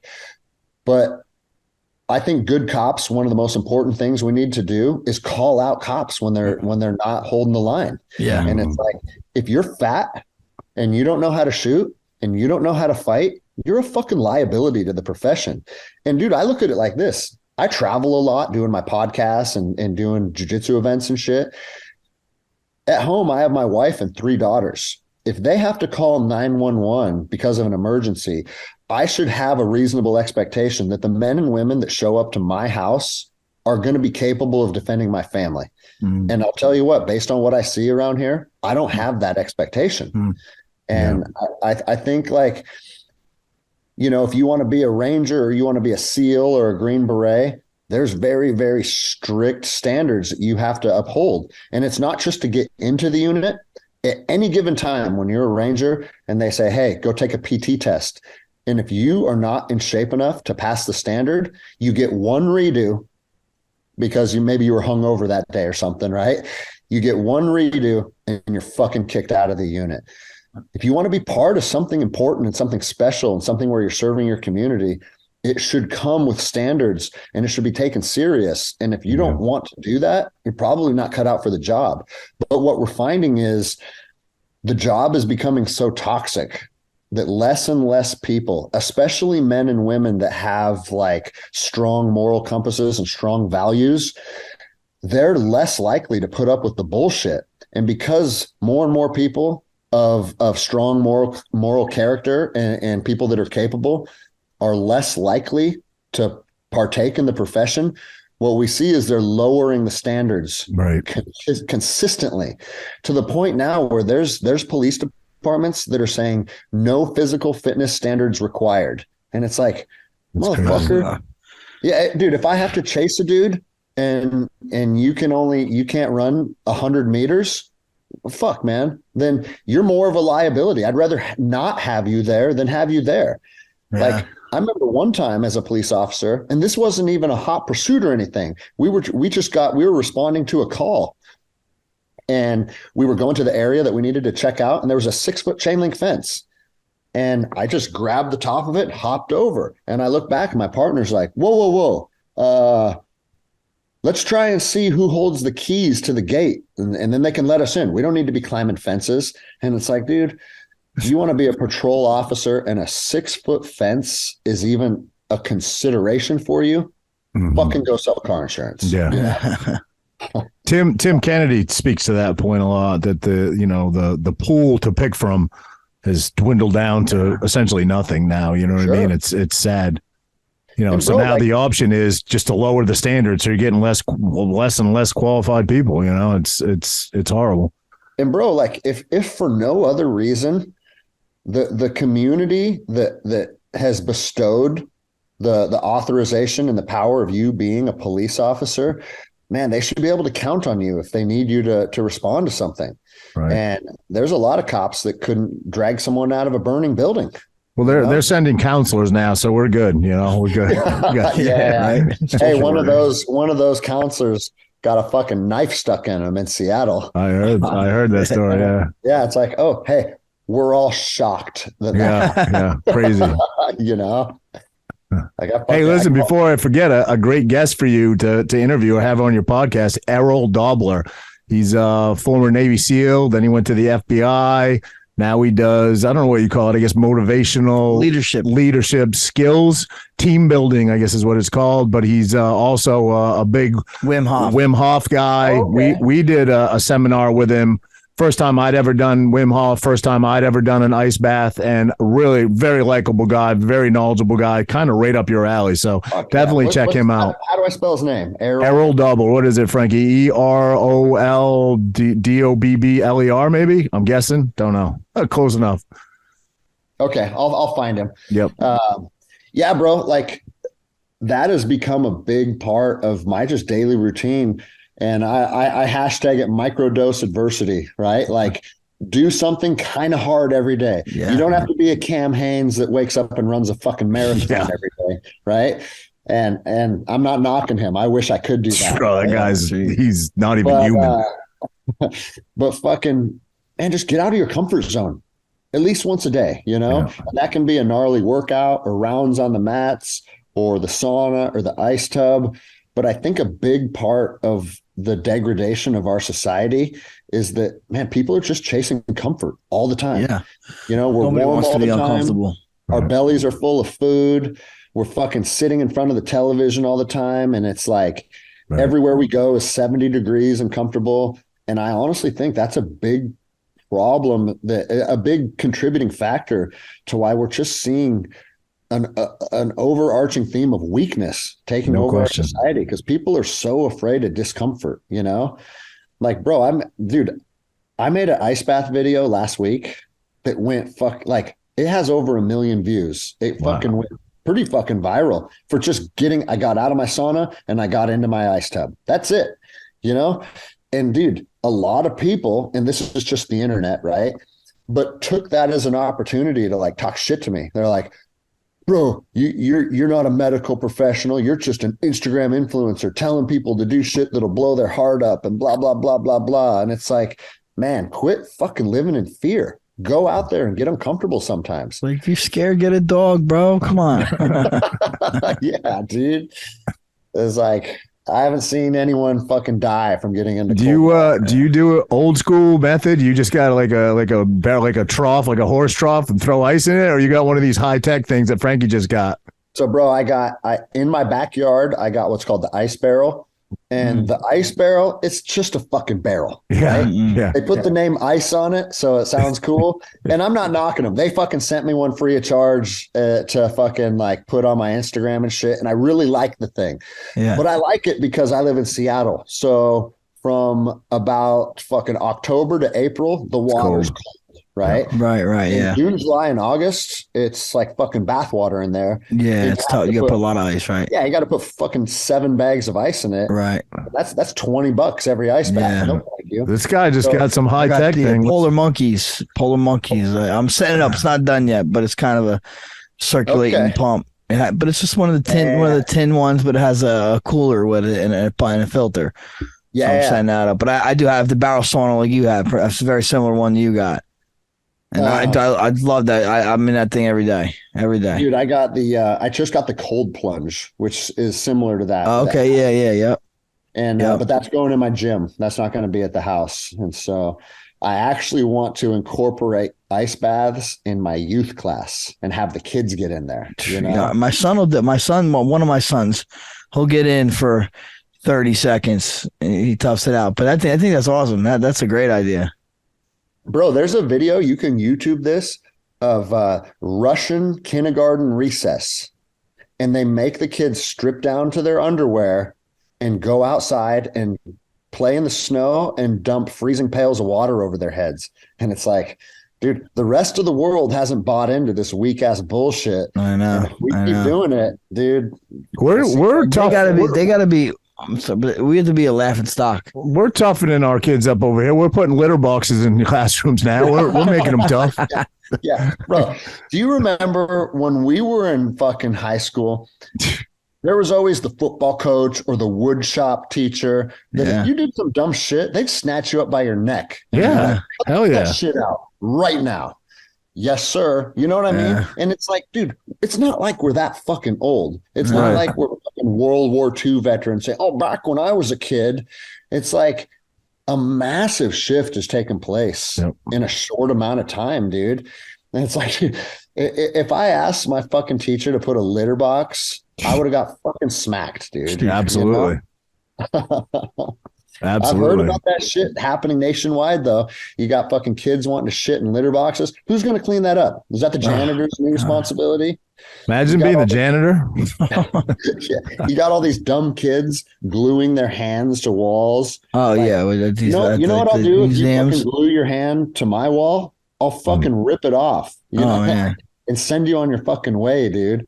Yeah, but we just pandered all this bullshit, dude. And so, what was that for? Was that for the climate change? They're doing it everywhere, right? That make sense to me. Throwing paint on, like ruining a work of art. Like, what? What did that do? Well, I don't get it. How did that help in any way, shape, or form?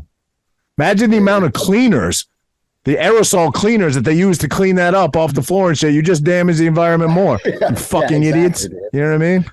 And the biggest thing that all these fucking idiots don't realize is all of the people that are selling this fucking climate change crisis to them are flying around in their fucking private jets all the time. Yeah, absolutely. You know what I mean? So it's that like summit, they all show up in private jets. It's unreal.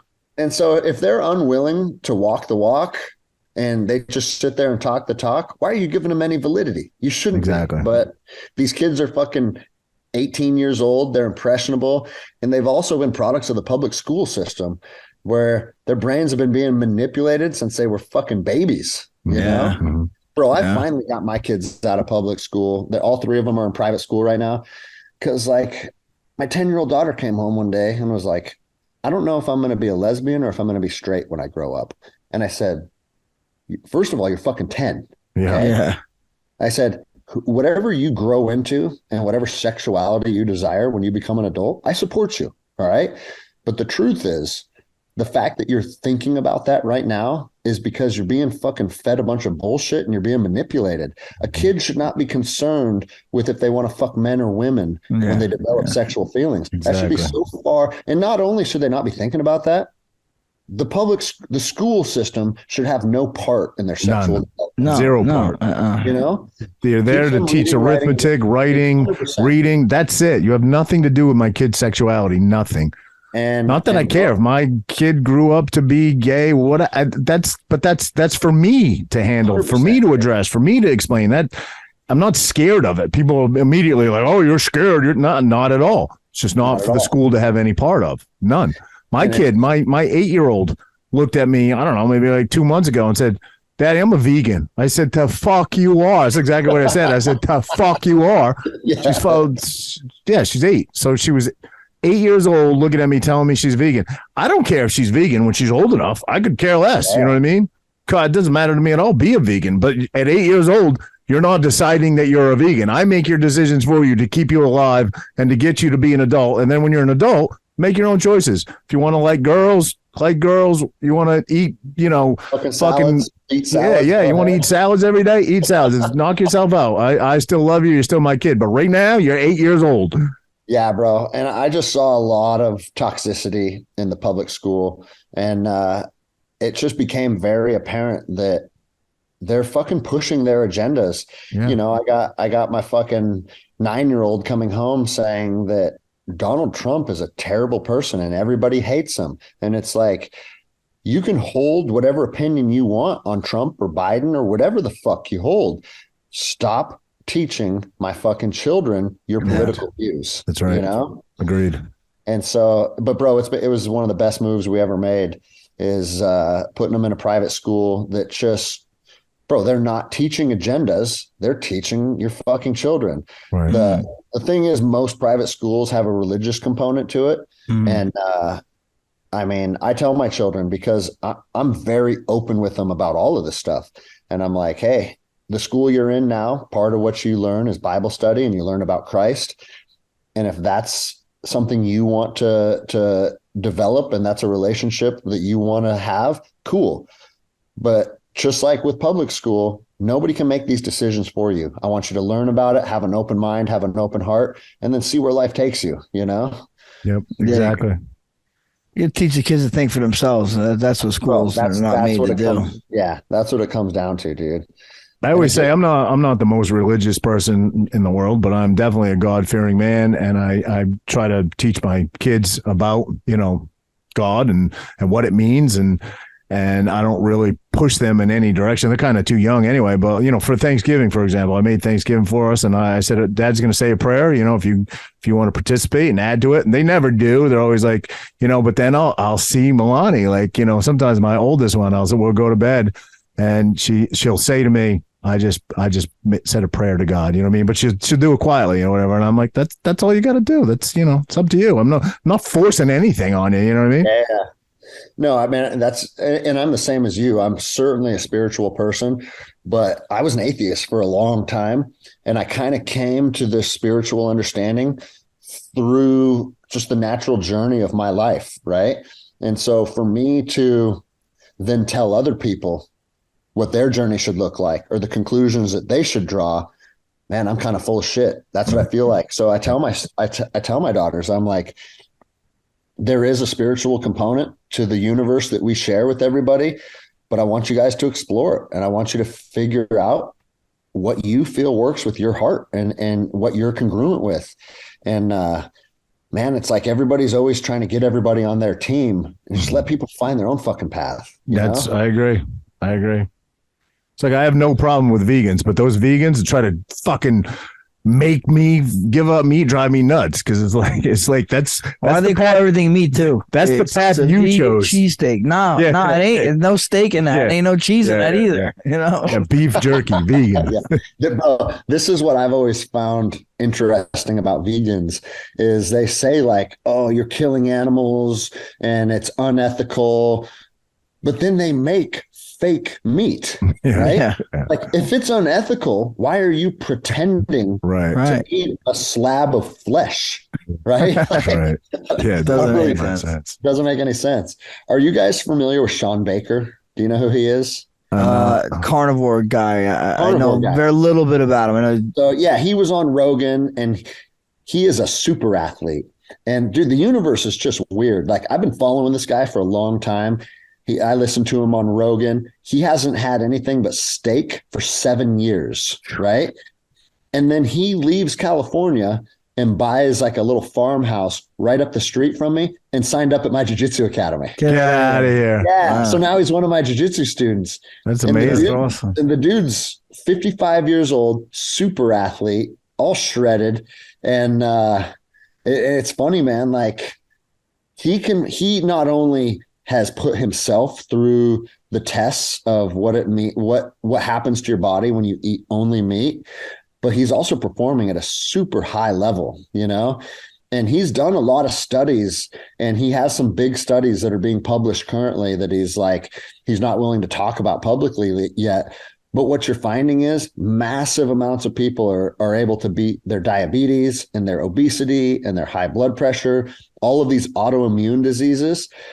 And it's partially because meat is very nutritionally dense, but it's also when you go carnivore, you're cutting out so much of the processed bullshit. Like we just give our kids fucking Doritos and goldfish crackers and think that that's okay.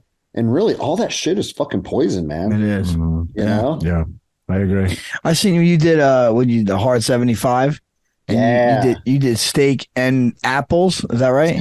Steak, apples, and eggs. And bro, that's all I ate for 75 Dude, I could days. eat that. That's I like, could do that. I think. That's Yeah. my staple right there. And bro, I got fucking shredded from it. You know, it Now, fucking worked. how'd you feel though? The apples obviously is the only carbs. You feel depleted in any sense? I would say initially for a period of time, I felt depleted. But the thing is, when I go strict carnivore, because I've done it a few times, I always feel like something's missing a little bit, right? Like I'm not quite as good of a version of myself.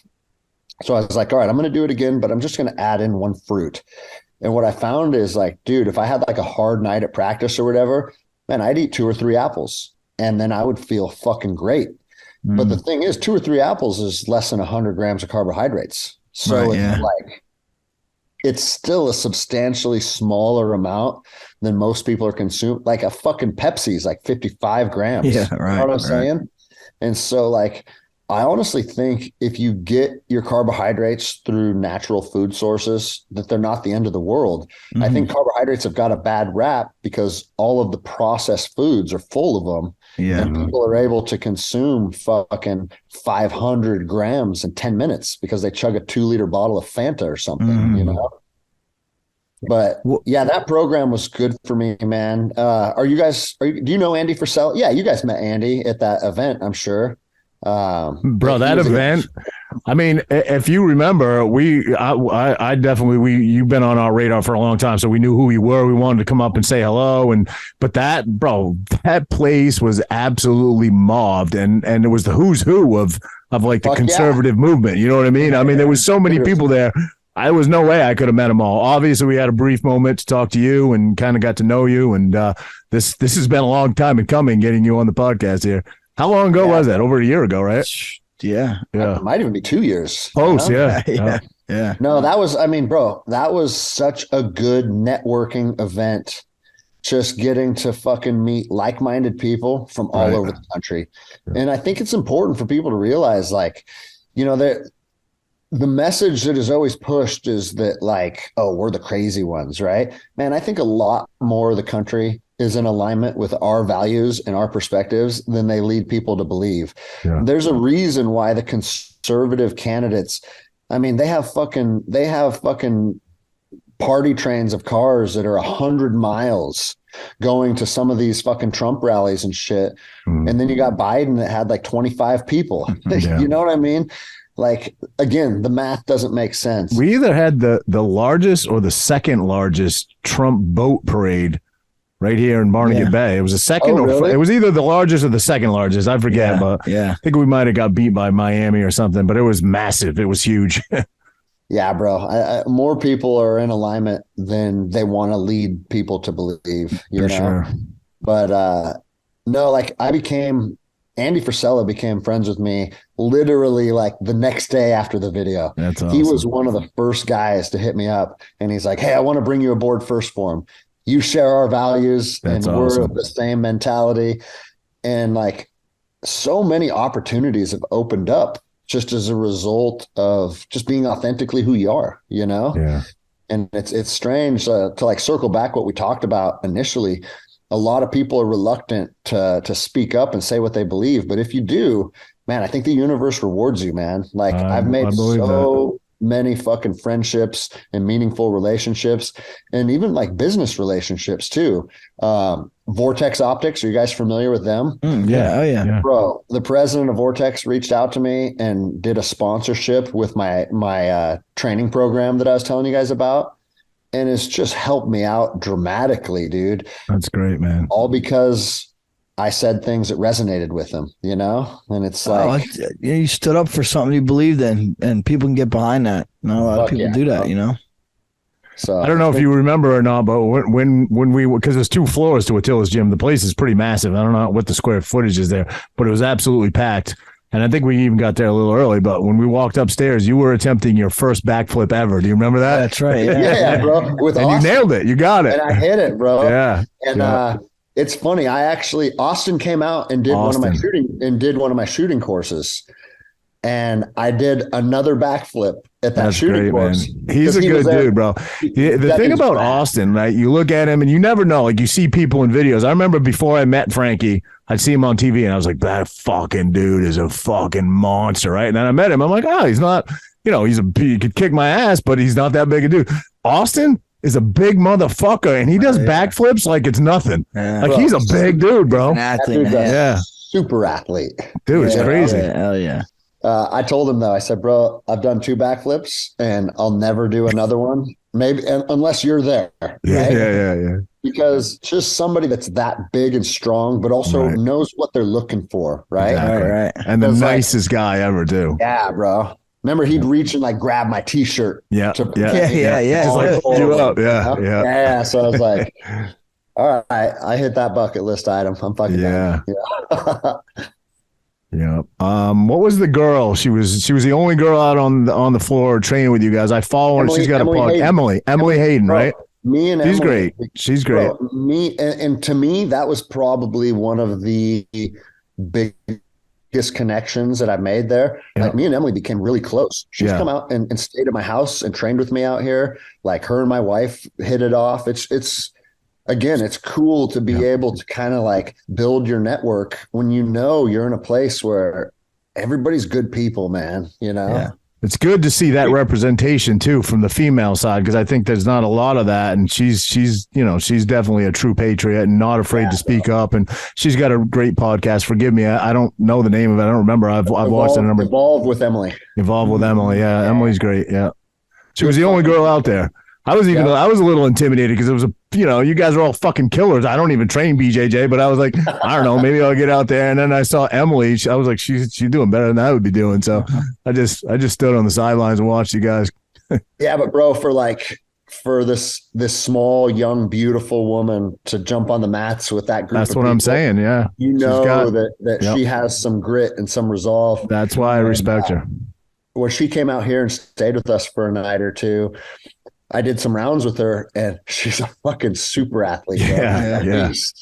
So, and then I ended up going down, and I had stem cells shot in my knees about a year ago at a clinic in Houston. And the doctor that does it, he's a black belt in jiu-jitsu, so he understands jiu-jitsu injuries, and his practice is in Houston, Texas. And anyone that's interested, hit me up on Instagram. I'd love to connect you, because he likes helping fighters and jiu-jitsu guys, because that's his world, But Emily lived right next to his practice, and I stayed with her for a couple days down there, and just went and did weird shit. Like, let me just listen. I don't want to step out of line, but your wife must really trust you, because Emily ain't too bad to look at. Bro, she's not too bad to look at. Bro, straight up. If I said to my girlfriend, I'm going to stay with Emily for a couple of days, there would be no girlfriend when I got back. Dude, it's funny you say that, because when I told my wife, I said, hey, Emily lives right next to the clinic. And she told me that I have a guest bedroom, and she goes, because she's come and stayed at our house and I got to hang out with her and I know her and I trust her, I'm cool with that. Wow, it kind of goes back to it goes back to what we said at the beginning. Like, if your woman doesn't trust you, like, you can fuck around and misbehave anywhere, Right. But Emily's good people, man. She took me to I was saying, give people enough line, they'll hang themselves. Your wife gave you a lot of line on that one. That was the whole fucking spool. Bro, and here's the truth too. I walk into Emily's house, right? And we walk into her kitchen, and she goes, Greg, just so we're 100% clear, because we're the only two in the house, and you're a man and I'm a woman, and the energy that men and women share is real. I'm just setting boundaries and expectations now. She goes, the only reason I invited you here is because I know you're safe. When I'm around you, I feel I can tell you're a protector, and I know you're safe. But with that said, that's not what this weekend's about. And I was like, no, I'm of the same mindset, And again, I'm a fucking man, and she's a super hot chick. Be serious. Right. She would have had to been dressed in an Eskimo suit when she was saying that to me. I couldn't have heard a word she said. Yeah. I could. I'm sorry. I was looking at something. I didn't hear you. Can you come again? I see your lips moving, but I don't hear the words. Yeah. But no, I actually thought that was cool, man, for a chick. No, very cool. I'm joking, of course. fucking, well, kind of, Kind of. To just Again, I set have a boundaries and guidelines is cool, man. But like, we also share a really good energy. Like Emily and I will be friends for the rest of our lives. Oh, for sure. So, and again, it just comes from putting yourself out there and meeting people and seeing what happens, you know? Yep. Yeah, that was a absolute. I think we were only there, Frankie, 3 or 4 hours, but it was such a great crowd, and just met so many great people, Yeah, and your other homie that was with you, it's Jesse Holt. Jesse, right? Yep. Oh, So Jesse, I'm probably wearing one of his shirts under this hoodie, but he has he's a combat wounded vet. I'm sure he told you that, but he kind of found his love in skydiving. Yep. Jesse went down a couple dark paths in his life, and his holy grail, his saving grace, he found in skydiving. And now what he does is he will take anybody that served. You don't have to be combat wounded per se, but if you served, he will take you up as part of his charity, his nonprofit. He will take you up skydiving for free. Fight for Flight. It's called Fight for Flight. He'll set you up. I got his shirts are the best shirts, are they not? Yeah. His designs and his logos and the comfortability of his shirts are the best. I wear them all the time. But anyway, he will take you up. So definitely anybody listening to this, any vets out there in the New Jersey, New York area, Northeast area, I guess, if you want to go up, obviously not this time of year because you freeze your ass off, but come spring, look up, what is it? Jesse Holt 7, I think, at Jesse Holt 7, and shoot him a DM, and he'll get it set up, and he will take you up. That's rad. Yeah, man. However, Good dude. I'm never fucking jumping out of an airplane again. I'm done with that shit, dude. Yeah. Yeah, nah, I'm good. Yeah. I got like 35 jumps while I was in the Army. Static line or? Yeah, almost all of them were static line. And then I was actually getting my free fall cert, and a deployment came up right before I got my full certification. So I never completed the course, but I was like, you know what? There's no part about jumping out of airplanes that I ever enjoyed. Mm-hmm. And so instead of pursuing that any further, I think I've come to the conclusion I'm fucking done with that, So Frankie's got an interesting story about that. He actually, he must have done it like right before they changed the whole, I don't know if somebody must have died and they changed the whole setup, because now you can't, I think you need 5 jumps now, and they have to be in pretty recent succession to do it, because I think I've done 3 or 4 jumps, and I was like, oh, I'm almost to 5. They're like, no. It has to be within a certain month period. But this guy went when you were 18? I was 17. It was 98. I think I was 17. I used the fake ID to go. And if you take the class, you could jump by yourself. So essentially you're taking the first certification to get licensed, I guess. And the guys jump with you, but they're not attached to you. Like there's piping on the suit, so they're holding on to the piping. So that I jumped by myself, 17 years old, man. I had the biggest balls. I would never do that now. Fake ID and all, just to do it. Bro. Crazy. Fake ID, yeah. It was wild. It was wild. And bro, the thing about jumping for me, anyways, is jumping out of the airplane was never what like ruffled my feathers or gave me any type of anxiety. It's hitting the fucking ground, man. Dude, and like I've had a lot of bad impacts to the point where it's like, okay, this has went kind of bad for me, but you can see how much worse that it can go. That it's like, yep, I'm fucking done, man. People don't realize you got to fly the fucking parachute too. Like you think they think you just pull the chute and you just go. No, you got to fly that thing. Otherwise, you end up like you don't know where you end up. Fuck, man. Like Andy Stump, who I've become friends with, he held like the world record for the wingsuit flying shit. Dude, he's incredible. Those guys are nuts. And man, half of their fucking friends are dead. Yeah, man, that's just so nuts. It's dangerous as fuck, man. Exactly. So the mortality rate in that is like, I don't know. I don't want to say what it is and be wrong, but I know it's like insanely high. Yeah, it's bound to happen. Yeah. And he had a guy named Jeb Corliss on his podcast. Yes. And he's Jeb, one of his Jeb's wingsuit partner died right in front of him. Remember, he hit the bridge. Jeb went under it. Yeah. And he went over and hit the bridge, and it like ripped half his body off. He actually lived. The chute opened and he lived. He died. He bled out on the ground. But Jeb watched that whole thing happen. And then Jeb, somewhere in England, somewhere overseas in Europe, I think it was, Jeb had a horrible accident where I remember the interview with him, and he's probably one of the most experienced wingsuit flyers. He's one of the first, but he misjudged a rock. I think it was only like maybe his third judge, jump, and he hit it with his legs, which shattered his legs. I'm sure you know the story, but he said he literally had a split second. Like, I'm in so much excruciating pain. I'm probably going to lose my legs. Everything shattered beyond belief. And this is all happening within seconds. But he said it, time slows down, obviously, when, those situations. Do I just plummet into the ground and die and it's over and it's instantaneous because I might just lay on the ground and die anyway? Or do I pull this thing? And he said it all happened, in his brain really slow, but split second. And he decided to pull and he lived and he completely recovered, actually, which is rare for an accident like that. And that's the thing, man. It's like when we were younger doing reckless shit, it was just you didn't have families and responsibilities and kids and shit. Right. So if you hit a side of a mountain and splattered, like, okay, just you. Yep. But at fucking 42 with the life that I have now, like there's no way I could do that kind of shit. No way. Yeah. You know? And I've been following this guy been following this guy's career for 20 years and been, his biggest fan. Love what he does. I've been, a ride or die Frankie fan since day one, and never seen this guy. I never see him shook ever. Never. I'm around him all the time when he's before fights. I'm always like, how you feeling? Fucking, just going to go in there and do what I do. Watch him in the ring, 8 hours of fighting in the fucking ring. Never see him shook. Never see him scared. Take him out on I-95 on a motorcycle. You'll see fucking fear like you've never seen in your life, bro. White knuckle, like fucking, it's crazy. I'm right there too, yeah, man. Jersey drivers, man, you can't trust them. No way. It scares the hell out of me. I got rid of the bike. So, bro, I got a story on that. I was deployed to Ramadi in 2004 and made a bunch of money because you're deployed and you can't spend your money.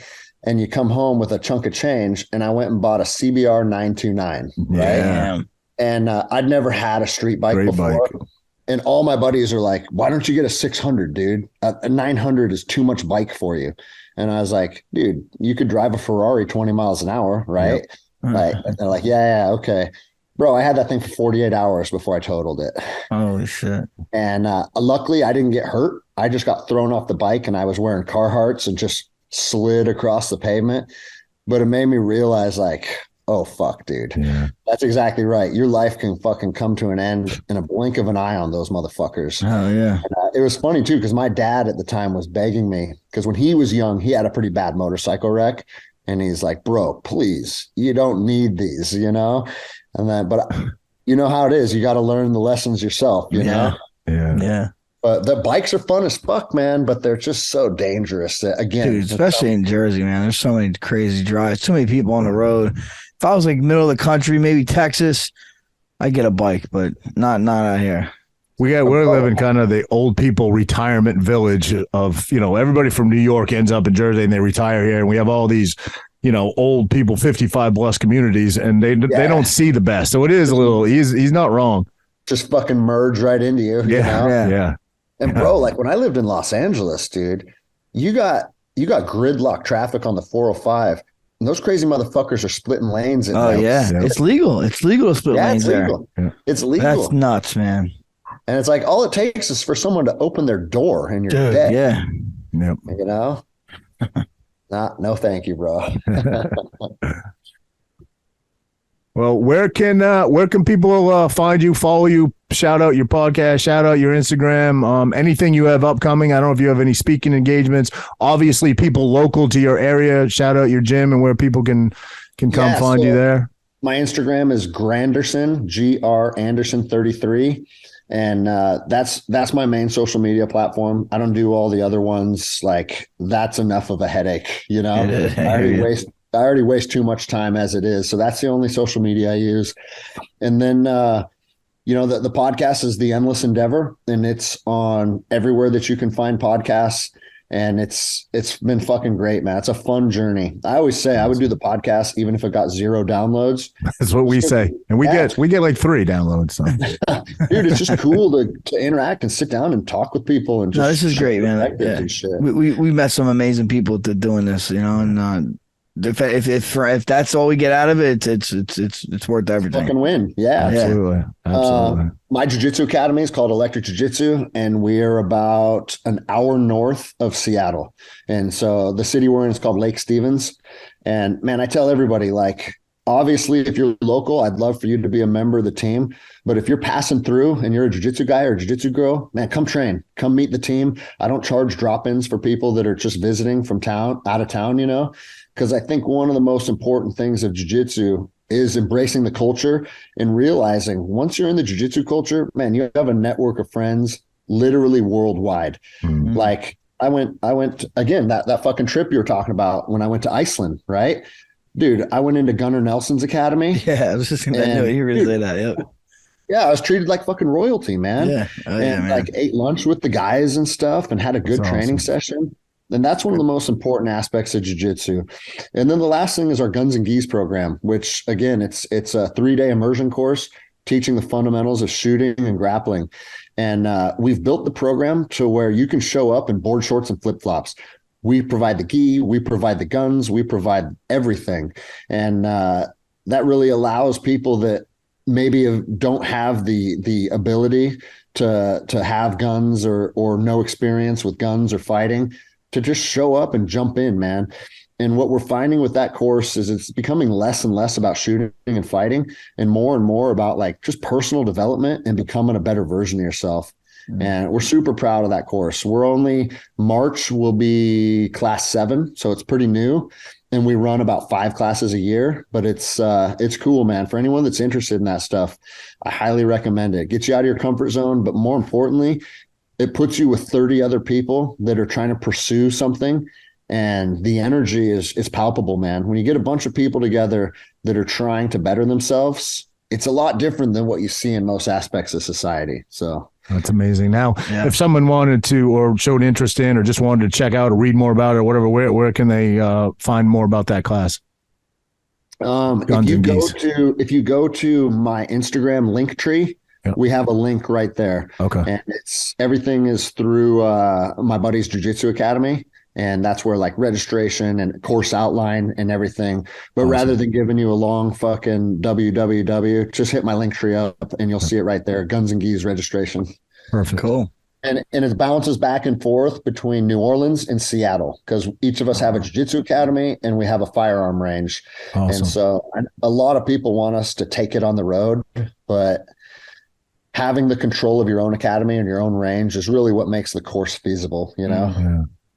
No, very interesting. I wish I was closer. I would definitely sign up for that. But Greg Anderson, it's been a pleasure to have you on, bro. You've been on my radar for a long time. Big fan. It was a pleasure to meet you in person at Ian Smith's gym. Keep doing what you're doing, bro. Keep fighting the good fight, and you're doing the right thing over there. You got a lot bigger balls than most of us, including myself. So, amen to you. My hat's off to you, man, and I appreciate you. Yeah, Greg, glad we finally got this done. And if you make it out to Jersey again, you got to get on the couch over here with us. So, bro, there's 100% chance I'll find myself out there, and we'll fucking link up and do it again sometime. Yeah, absolutely, man. Can't wait. We love it, brother. Cool, man. Appreciate it. It was an honor, bro. Thank you, bro. We'll be in touch.